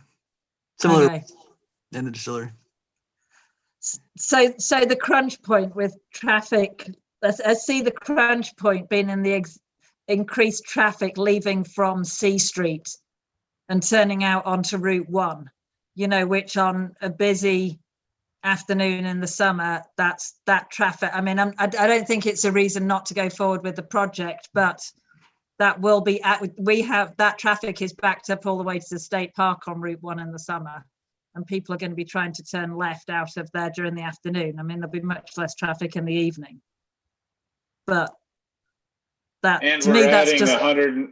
We're adding like 150 seats to the restaurant, right? Is that correct, Will? Yeah. Mhm. And a distillery is going to expand as well. What is the traffic study, you know, I have to apologize because I haven't looked at it since the last meeting, but it did address that traffic, essentially the anticipated 200-seat restaurant and the distillery with its capacity, Will? Yeah, absolutely, it did. And Randy Dutton, I think, is still on. He's the traffic engineer, but I do know that they, we gave them, you know, all the numbers and all the proposed fit out when this thing would be at its maximum. And so they used the correct numbers. You know, we talked about this a lot before we even had Randy's study. And, you know, as much as the traffic's backed up there, I actually find it just as easy to get out when it's backed up because people stop and let me out. Whereas if it's or if it's this time of year and there's just a kind of constant stream of cars that are all going faster, it's harder to get out. So I wasn't convinced that I was really worried about when it was busy getting out of there. I find it easier to get out when nobody's I think we moving. just need a sign saying, hey, Massachusetts drivers, we let people in. Yeah, I know. But anyway, I mean, that's just a local, you know, anecdotal statement. But Randy's certainly here that he can address what, you know, what he saw. Those Massachusetts people are residents now. And they're probably watching this meeting, so you might want to be cognizant of what you're saying. I'm cognizant, Rosie. I think we need to You're teach from them. Massachusetts, Ethan. Randy, do you have any comments? No, just that, you know, one of the items that you picked up on was the peak hour. And just a reminder that this is going to be a quality restaurant. And the peak time for a quality restaurant is typically, you know, towards the evening, later afternoon and towards the evening. And most of the traffic for a quality restaurant is actually coming in, you know, during the 4, 5, 6 o'clock time, and then it leaves later. So it's gonna kind of miss the peak hours of the afternoon. Thank you. Thanks, Randy. That's what I was kind of figuring. Yeah. Okay. Good. So, and what I understand too is that their launch service comes from the town dock and will be going back and forth. So that's going to reduce some of the vehicle traffic. Yeah. Mark, good point, Mark. We're looking at that, maybe even adding another launch service just direct from the town landing to us. That's not something I've talked to Pixley about or anybody else, but we're seriously considering that, Mark. Because I mean, what a thing to come into town and then have that ability to cross the harbor if they want or whatever. Yeah, just walk down to the harbor and take a boat across. Pretty cool.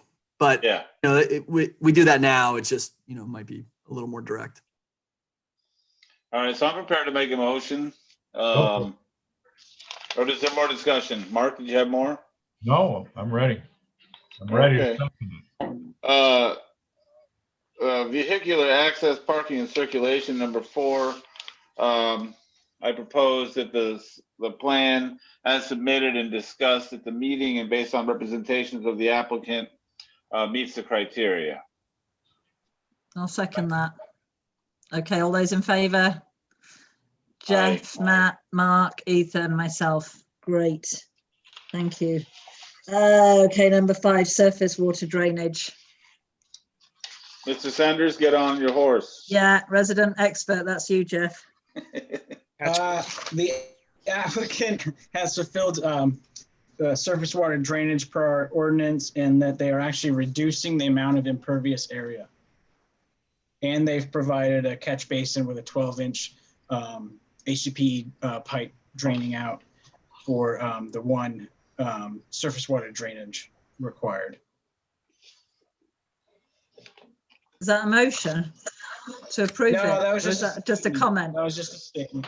Yep. You want to make a motion, anybody? Anybody got any other questions or comments about this?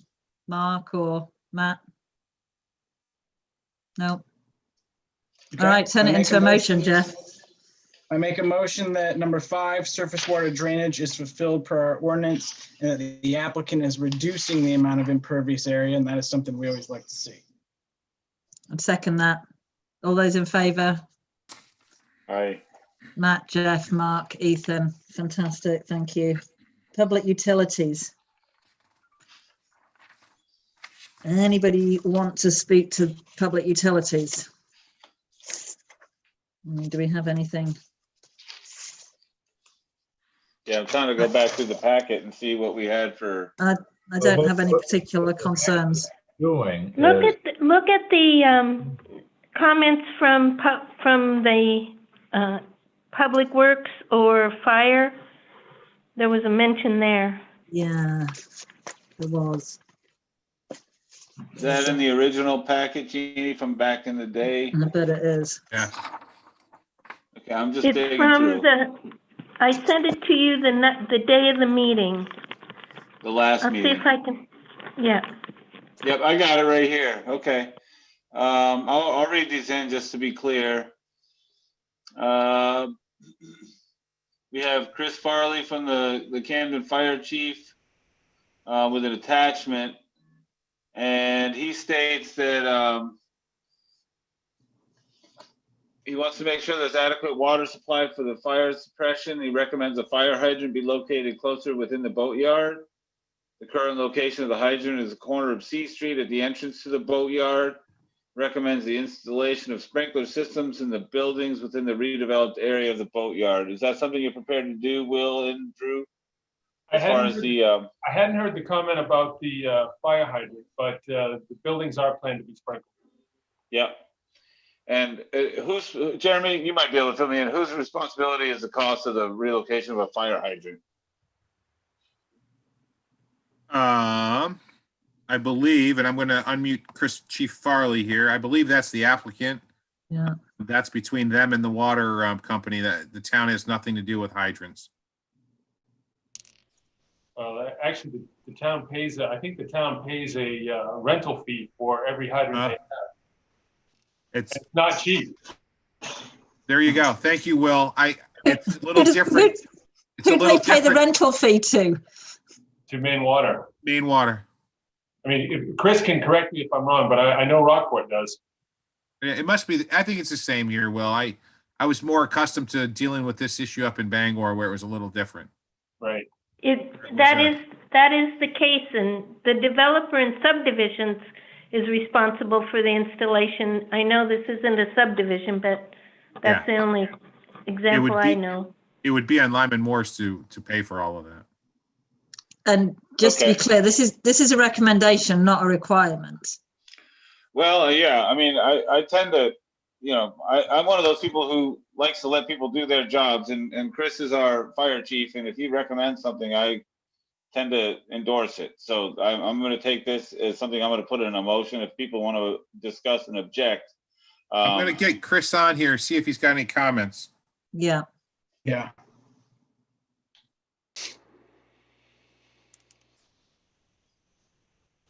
On hydrant look specifically, right? Yeah. I mean, I'm just thinking the last project I worked on where a hydrant got added, and I'm thinking it was somewhere in the region of 20,000. I mean, it wasn't. It wasn't. Do you know, Will? No, it's not insignificant, and the issue we have is the only place we have a water line is where we're showing it coming in on the what is it? The northerly portion of the property down the C Street entrance, and I guess there would need to be some more coordination. We don't have a water line on the other end anywhere. Okay. Yeah, and can I just point out what happened to the buildings the last time? Right. Thanks, Chris. Well, yeah, but these buildings are going to be sprinkled. They're also going to meet code, which the other ones were as far from meeting code as you could possibly get. Right. Jeremy, you have your hand up. Yeah, I just talked to Chief Farley. For some reason, he can't unmute his iPad. So he's going to be working with Lyman Morse and Gartley and Dorsey and Maine Water to ensure that they have enough capacity, enough volume to service the building. So I think a condition just based on working with the fire chief to ensure enough water might be enough. Correct. Yeah. Because I'm okay with that. I'm not trying to throw anything in there that's draconian. I want to make sure that the fire chief is heard and his concerns addressed. And like I said, this building does have to have a fire marshal approved sprinkler system. So one of the first things that goes into that design is figuring out what we have for water capacity and water pressure. So there's going to be a bunch more investigation into that. So we'll be working with, as Chris said, with the town and water. Okay. So then he also mentions the entrances designed for ease of emergency vehicle access.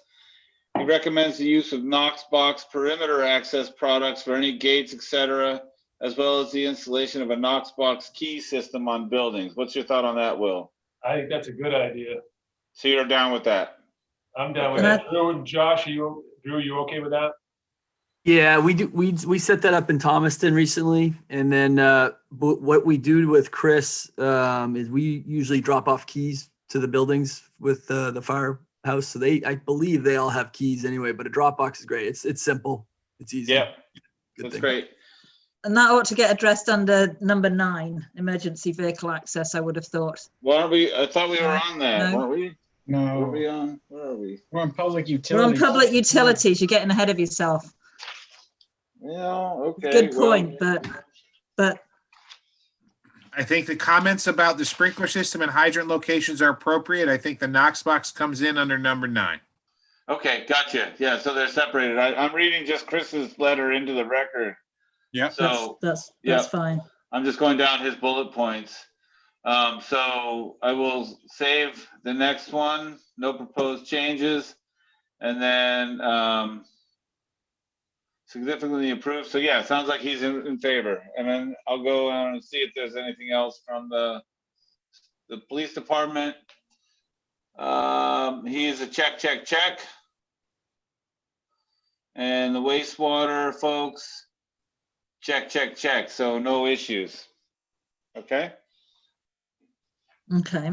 We actually provided the wastewater department with the maximum anticipated volume flows for wastewater when this thing is completely built out, to make sure that the redesign of those pump stations were going to be taking that into account. And it was no issue at all. Yep. They seem like there's no issues. And then we do have one also from the road commissioner. Looks like yes, and no need for further review from any committee. Okay, we ready to make a motion? Wait, Jeremy. one more. Sorry, I'm still going down. I got the wastewater committee. I want to read these into the record just because we have a yes as far as no problems, and he doesn't care to discuss further with the board either. So looks like we're all set on all of those. Thank you. Jeremy. I just wanted to make a comment. What I did share with the board last time, and I think this has to do with a little bit of public works and the road commissioner, is people were concerned about pedestrian safety on C Street and in the area. I just wanted to let you know that I will be working, as I indicated before, with the public works director and the town to see if there are pedestrian improvements that we can make on our own in that area. We've done some new improvements on Norwood Avenue, where we've got kinds of new lanes that are innovative and kind of new for Maine for sure. But that in essence kind of try to throat down the traffic, which in essence slows traffic down. So I wanted to just share that with you, that we are working on those kinds of things. I did share with the board that I would include that, or that I would do that moving forward, and just to try to address people's concerns about pedestrian safety on C Street. And does that include also any bike traffic, Jeremy? Oh yeah, that's part of it. We can't do. Yeah, it's all part of it. Yeah, and we're doing. I think it would be great to have, from the library, from Route 1, going up, down, and then C Street and around. It would be great to have a bike lane. Yeah, I mean, we're trying to for pedestrians. We're trying to do that all over town, and this is not for your review. Right. Just understand that we are trying to do that where I've identified or people have concerns about pedestrian or bike safety. We're doing what we can locally with our own staff to do that. And I just want to share that with you because I did mention that we will do that. Thank you. Okay. Thank you. I think that is important. I mean, that's the quality of life of the people who live there now. So, and I'm sure Lyman Moors are sensitive to that. They want good relations with their neighbours too. Is somebody ready to make a motion about public utilities? No? Yes? Can we make a motion that can I make a motion that the applicant has satisfied the requirement for public utilities? Does it need to be conditional upon anything? New Well, I utility. thought we wanted to be conditional on, I would like to add in, well, okay, conditional on providing adequate water for fire suppression. And I think that's enough. I think that addresses Okay. Chris's concerns because I want to make sure they're in there. But I also recognize that it may not mean the relocation of or putting in a new hydrant. Okay. Second. Okay. All those in favour? Aye. Jeff, Matt, Ethan, myself, Mark. Okay, great. We're on to special features of development. Are there any that need to be considered? Well, there must be. I mean, you got all kinds of boat and vehicle storage all Jeff, around. I mean, Jeremy. Yeah, I think it's important to address this question or this item because there is existing, they do, I mean, as site walk that everyone saw, observed on our site walk, they were doing rigging and things in this one area. So that kind of work is continuing. So I think it's just important to just state, because I think that's really where this comes in, I think you should find or think about finding that work exists currently on the site and that's going to continue on the site and there's no real change would be my recommendation. Does that make sense to you all? Yeah. Yeah. Hey, Jeff's nodding his head. Why don't you make a motion, Jeff? Unless anybody else has comments or questions on the board. Anyone? Anybody have any comments or questions about that on the board? Mark? No, I don't have any questions, but I could make a motion. Okay, if we're ready to move forward, I'm fine with that. Make a motion under special features of development that there are currently special features of development in existence and they will remain. And there are no new ones. Do we need to be more specific than that? Probably. Jeremy? I think that's good. That's good? That's fine. Fantastic. I think it makes sense. I second it. All right, all those in favour? Very good. Aye. Matt, is that an aye? Okay, that's just about a yes from Matt. Jeff, all right. Matt, myself. Fantastic. Exterior lighting. Comments, questions? Again, we discussed this last meeting. I don't have concerns at this point. Does anybody else? No. Motion. No. Matt? Move that exterior lighting A is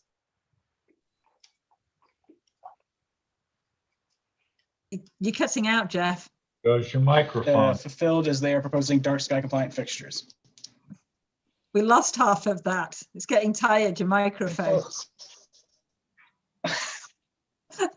It's been on too long. As my internet connection.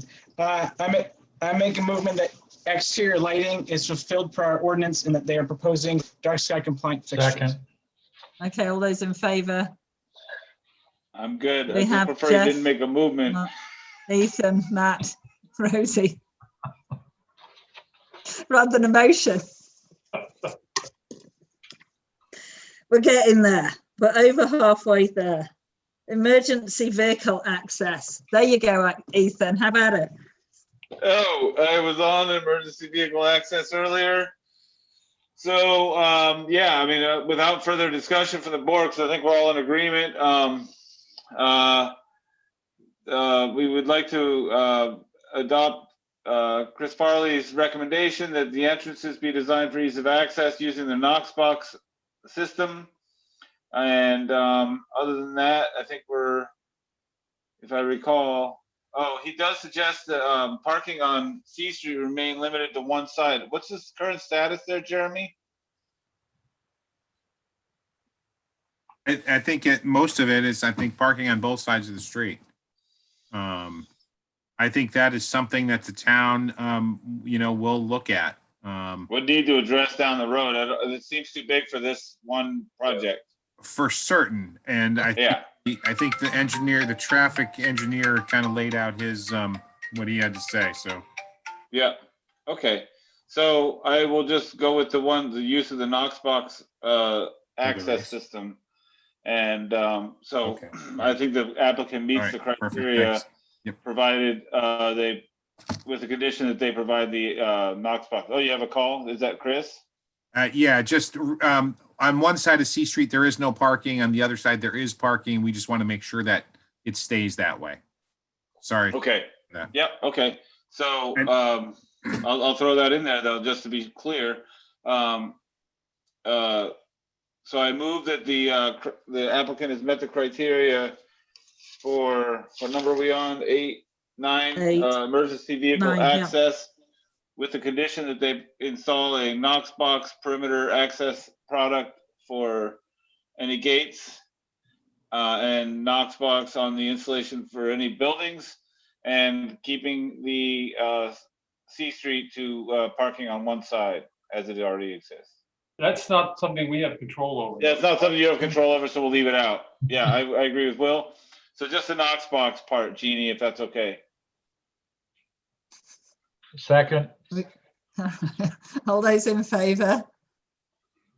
Say aye. All right, Rosie, Jeff, Matt, Ethan, Mark. Thank you, Jeannie, for putting our sentences together. All right. Special criteria for piers, wharves and breakwaters, number 10. Is there anything specifically we have to address on this project related to this? No, ma'am. Okay. Nope. So it's not applicable. So I make a motion that number 10, special criteria for piers, wharves and breakwaters is not applicable to this project. Do I have a second? Second. All those in favour? Second. All those in favour? Aye. I got Mark, Jeff, Matt, Ethan, myself, unanimous. Number 11, design standards. In B1, B, TH and BT are not. I make a motion that this is not applicable. Do I have a second? Matt, thank you, Jeff. Okay, all those in favour? Aye, Mark, Jeff, aye. Matt, Ethan, I'm sure he's in favour, even though I haven't heard him say so. Said aye. Yeah. Thank you. I'm sorry, I didn't hear you. Okay. Number 12, overlay design standards. I'm also going to make a motion that this isn't applicable to this project. Do I have a second? Second. Thank you, Jeff. Okay, all those in favour? So we have Jeff, Mark, Matt, Ethan, thank you very much. Okay, before we, so now we've gone through all those and approved them. At this point, do what? Sorry, Jeremy, go on. One final thing before you get to the final approval. Yeah. The point on the floodplain, as mentioned at the last meeting, it does need a floodplain permit from my office. They've submitted that permit, and they have included on the site plan in the signature box or in another box indicating that the project will comply with our Article, what is it, 5? Hold on, I think it's Article 5. Hold on, bear with me.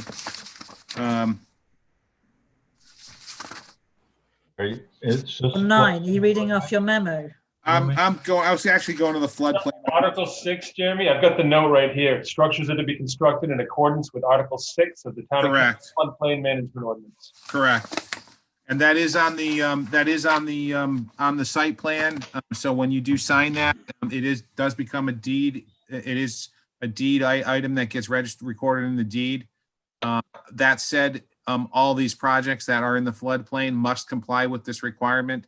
It is a unique situation, but that this is in there. But every project is required to comply with the floodplain ordinance and be designed to those standards. So they do meet that. They've submitted that application. It does comply.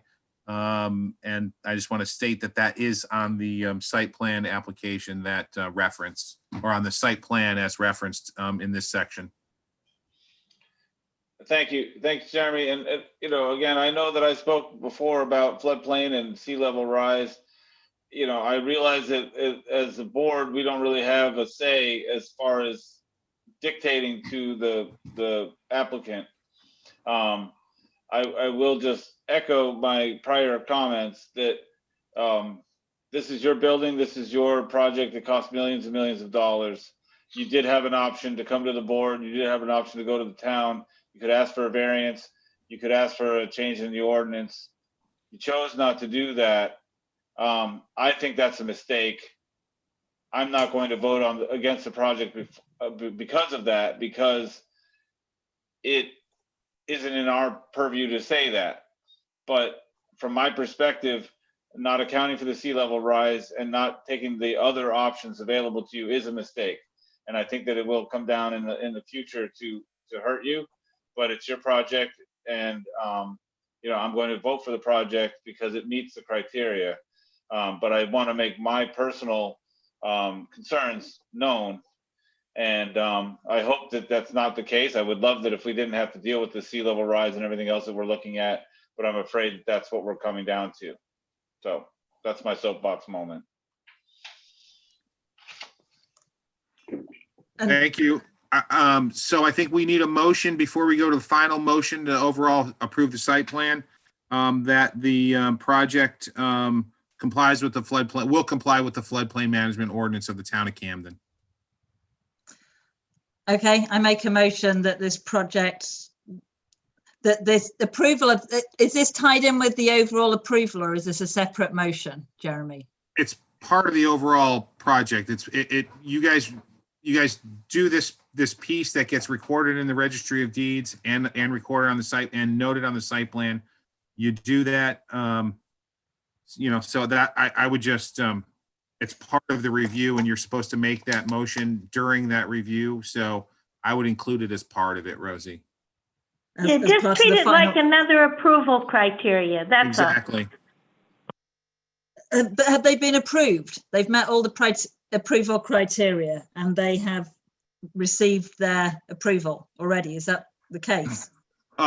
Well, Rosie, keep in mind that there's a lot that still plays out here, right? So are we approving this contingent upon them meeting all the requirements of the floodplain ordinance? That's my question. Yes. Yes. Okay. Mark, did you have something to say? Mark, no, you had a hand up at one point. Jeremy said he wants us to make a motion on that. So I would like to make a motion that under conditions on this plan, the structures are to be constructed in accordance with Article 6 of the Town of Camden Floodplain Management Ordinance. Perfect. Thank you. I'd second that. Yeah. All those in favor?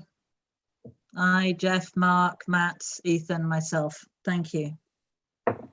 Okay, somebody wants to make a motion to approve the whole project?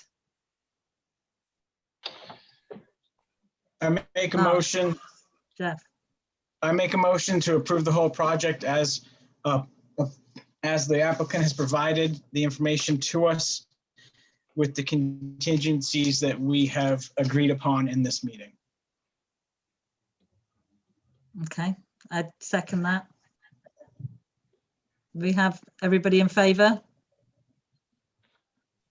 Mark, Jeff, Matt, Ethan, Jeremy.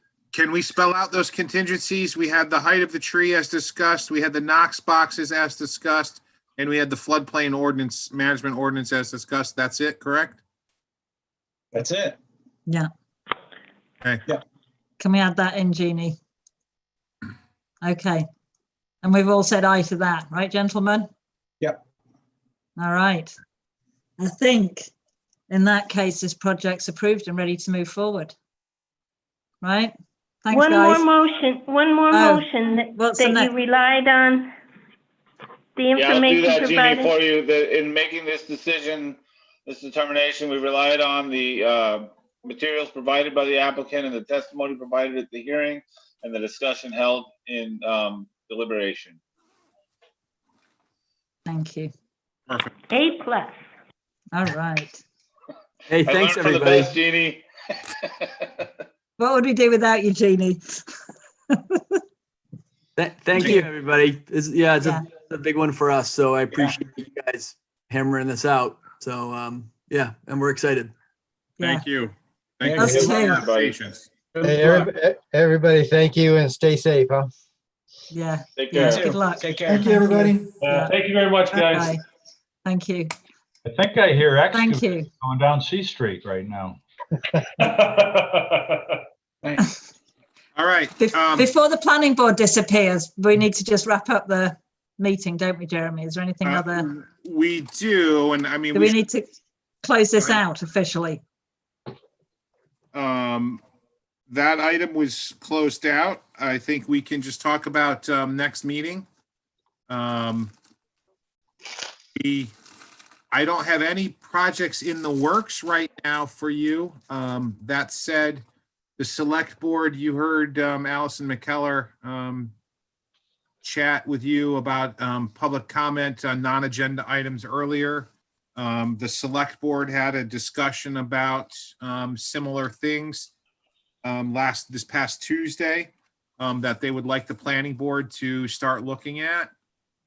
Those things include uses around the harbor to try to ensure that the town is maintaining working waterfront. I think in essence is the crux of that issue.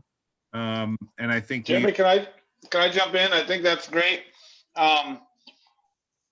I think there's a real failure on the last town plan, and I wasn't involved, and I'm not throwing stones at anybody who was involved in that, but it was 2017, and my review of it indicates that there was one mention of climate change and sea level rise, and it was in the harbor area.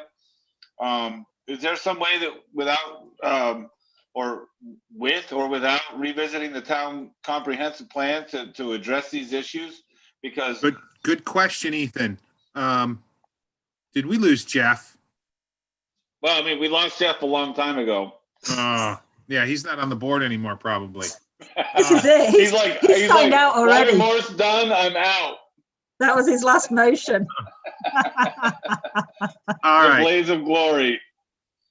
No, it's a very good question, Ethan, and you're exactly right. And I said the same thing to the select board the other night, where if they want us to start looking at, because again, this was not that Allison brought it up. It was not specifically only about uses in the harbor and making sure we continue to have a working waterfront.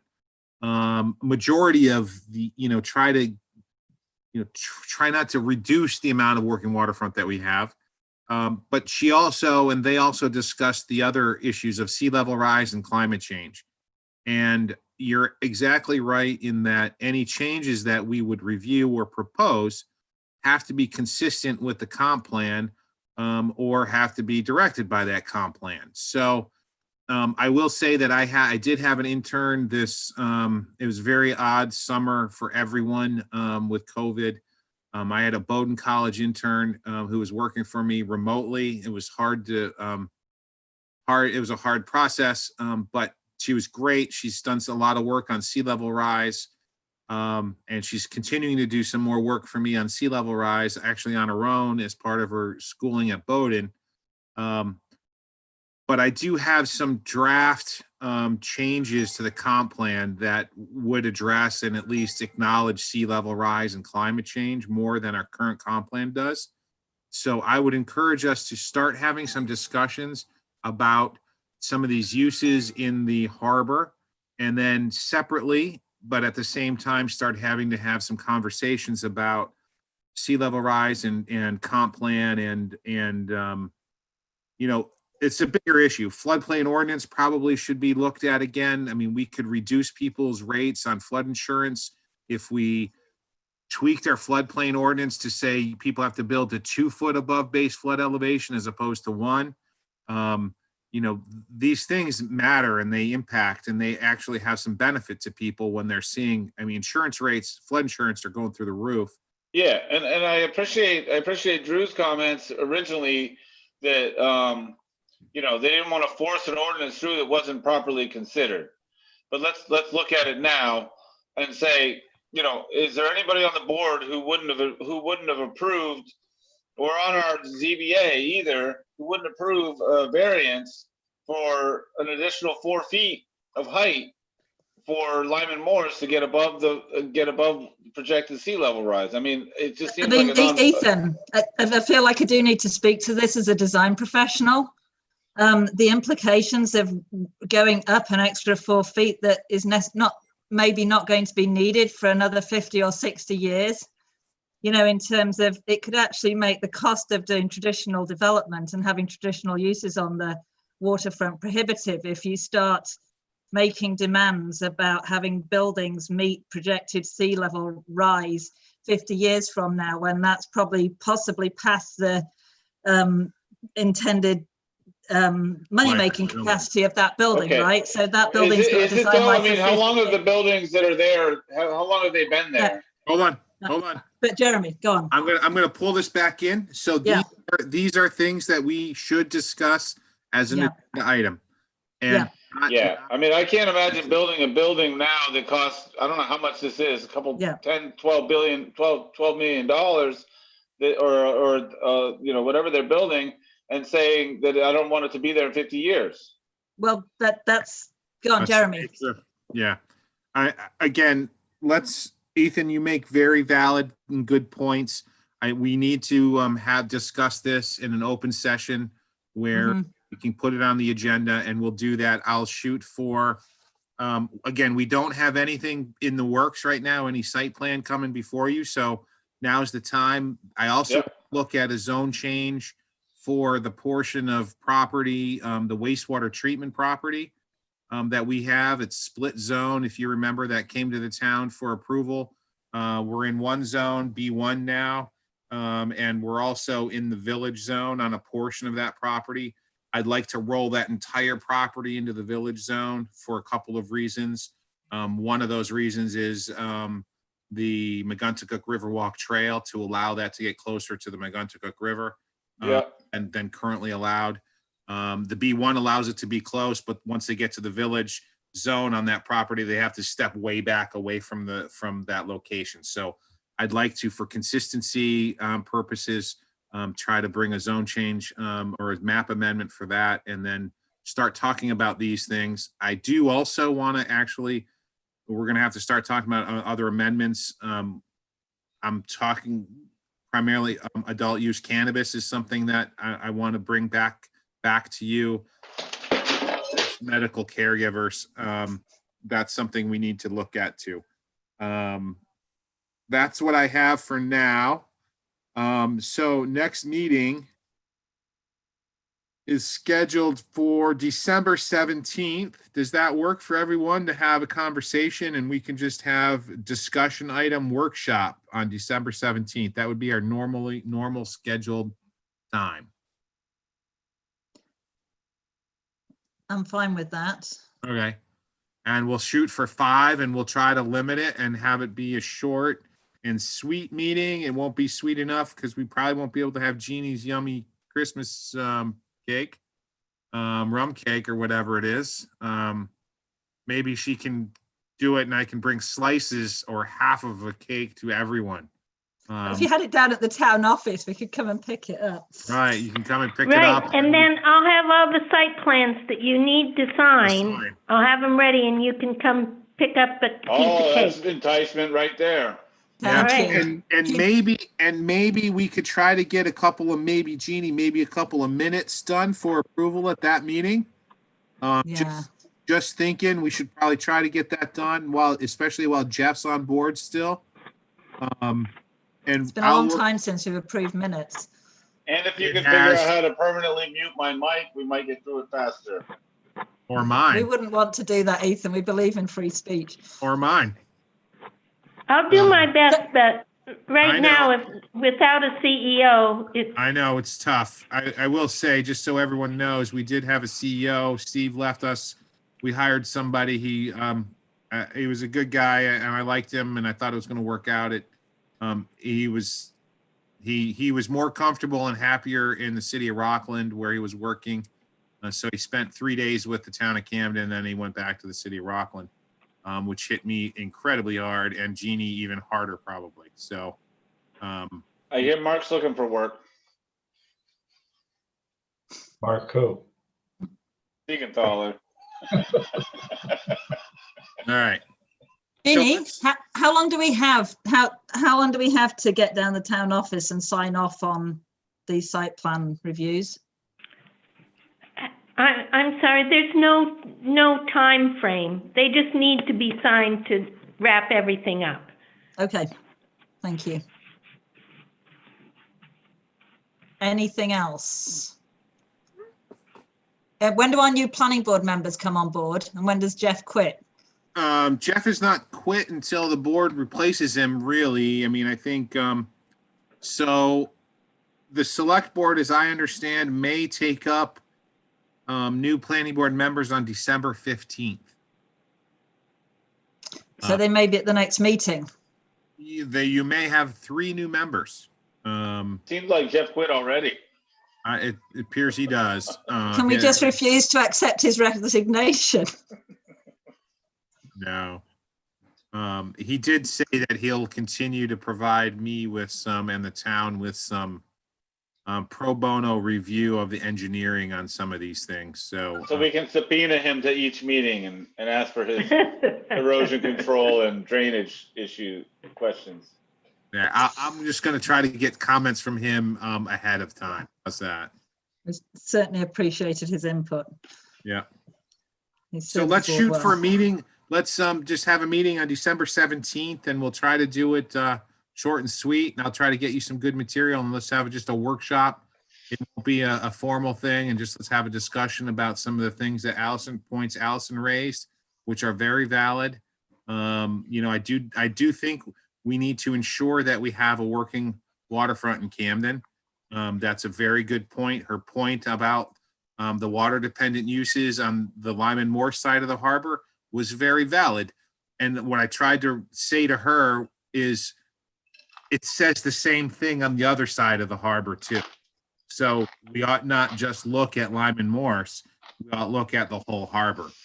Because again, it does say that in the purpose for both sides of the harbor that we're supposed to encourage functionally water dependent uses. Meanwhile, allowing everything else. So it is a good question, good thing to talk about. Another thing I think we should talk about as part of that would be looking at shoreland zoning to look at whether or not the town should look at. So from a shoreland zoning perspective, the state has a minimum standards. They say, town, you are responsible for administering shoreland zoning and adopting the rules, enforcing the laws, doing all the permits. That's a minimum standard. And we can go stricter. And there may be streams or stream sections that are pretty significant in town that have not much protection. And should we look at other areas or other streams or other water bodies in town that may need or may warrant more protection, especially from a climate change perspective? So I'm just throwing that out there, and those are things to talk about and think about. And I'll definitely try to give you more detail on all that as we get closer to that meeting. Sound good? Sure. Sounds good to me, Jeremy. Thank you you for all your work. Yeah, appreciate it. Yeah, thank you guys for all your work. Thank Jeannie, will you please? Janice. Thank you, Jeannie. We love you. Thanks, Jeannie, for keeping us always on the straight and narrow. Try. You're a town institution. You're like the Queen. You outlast us all. Okay. Sorry, I couldn't help that. Are we good? We're good. All right. Thank you, Janice. Thanks, Move to Janice. adjourn. Do we already adjourn? You're welcome. Motion and a second and to move on. I make a motion to close this meeting. Do I have a second? Well, I'll Matt, second my motion, but not yours. No. Oh, I'm sorry. Okay. All those who agree with everything. Hands up. Thanks, Okay. Mark. Meeting Thanks, Matt. closed. Thanks, Jeff. Thank you. All right, thanks, Ethan. Thank you. All right. Take care.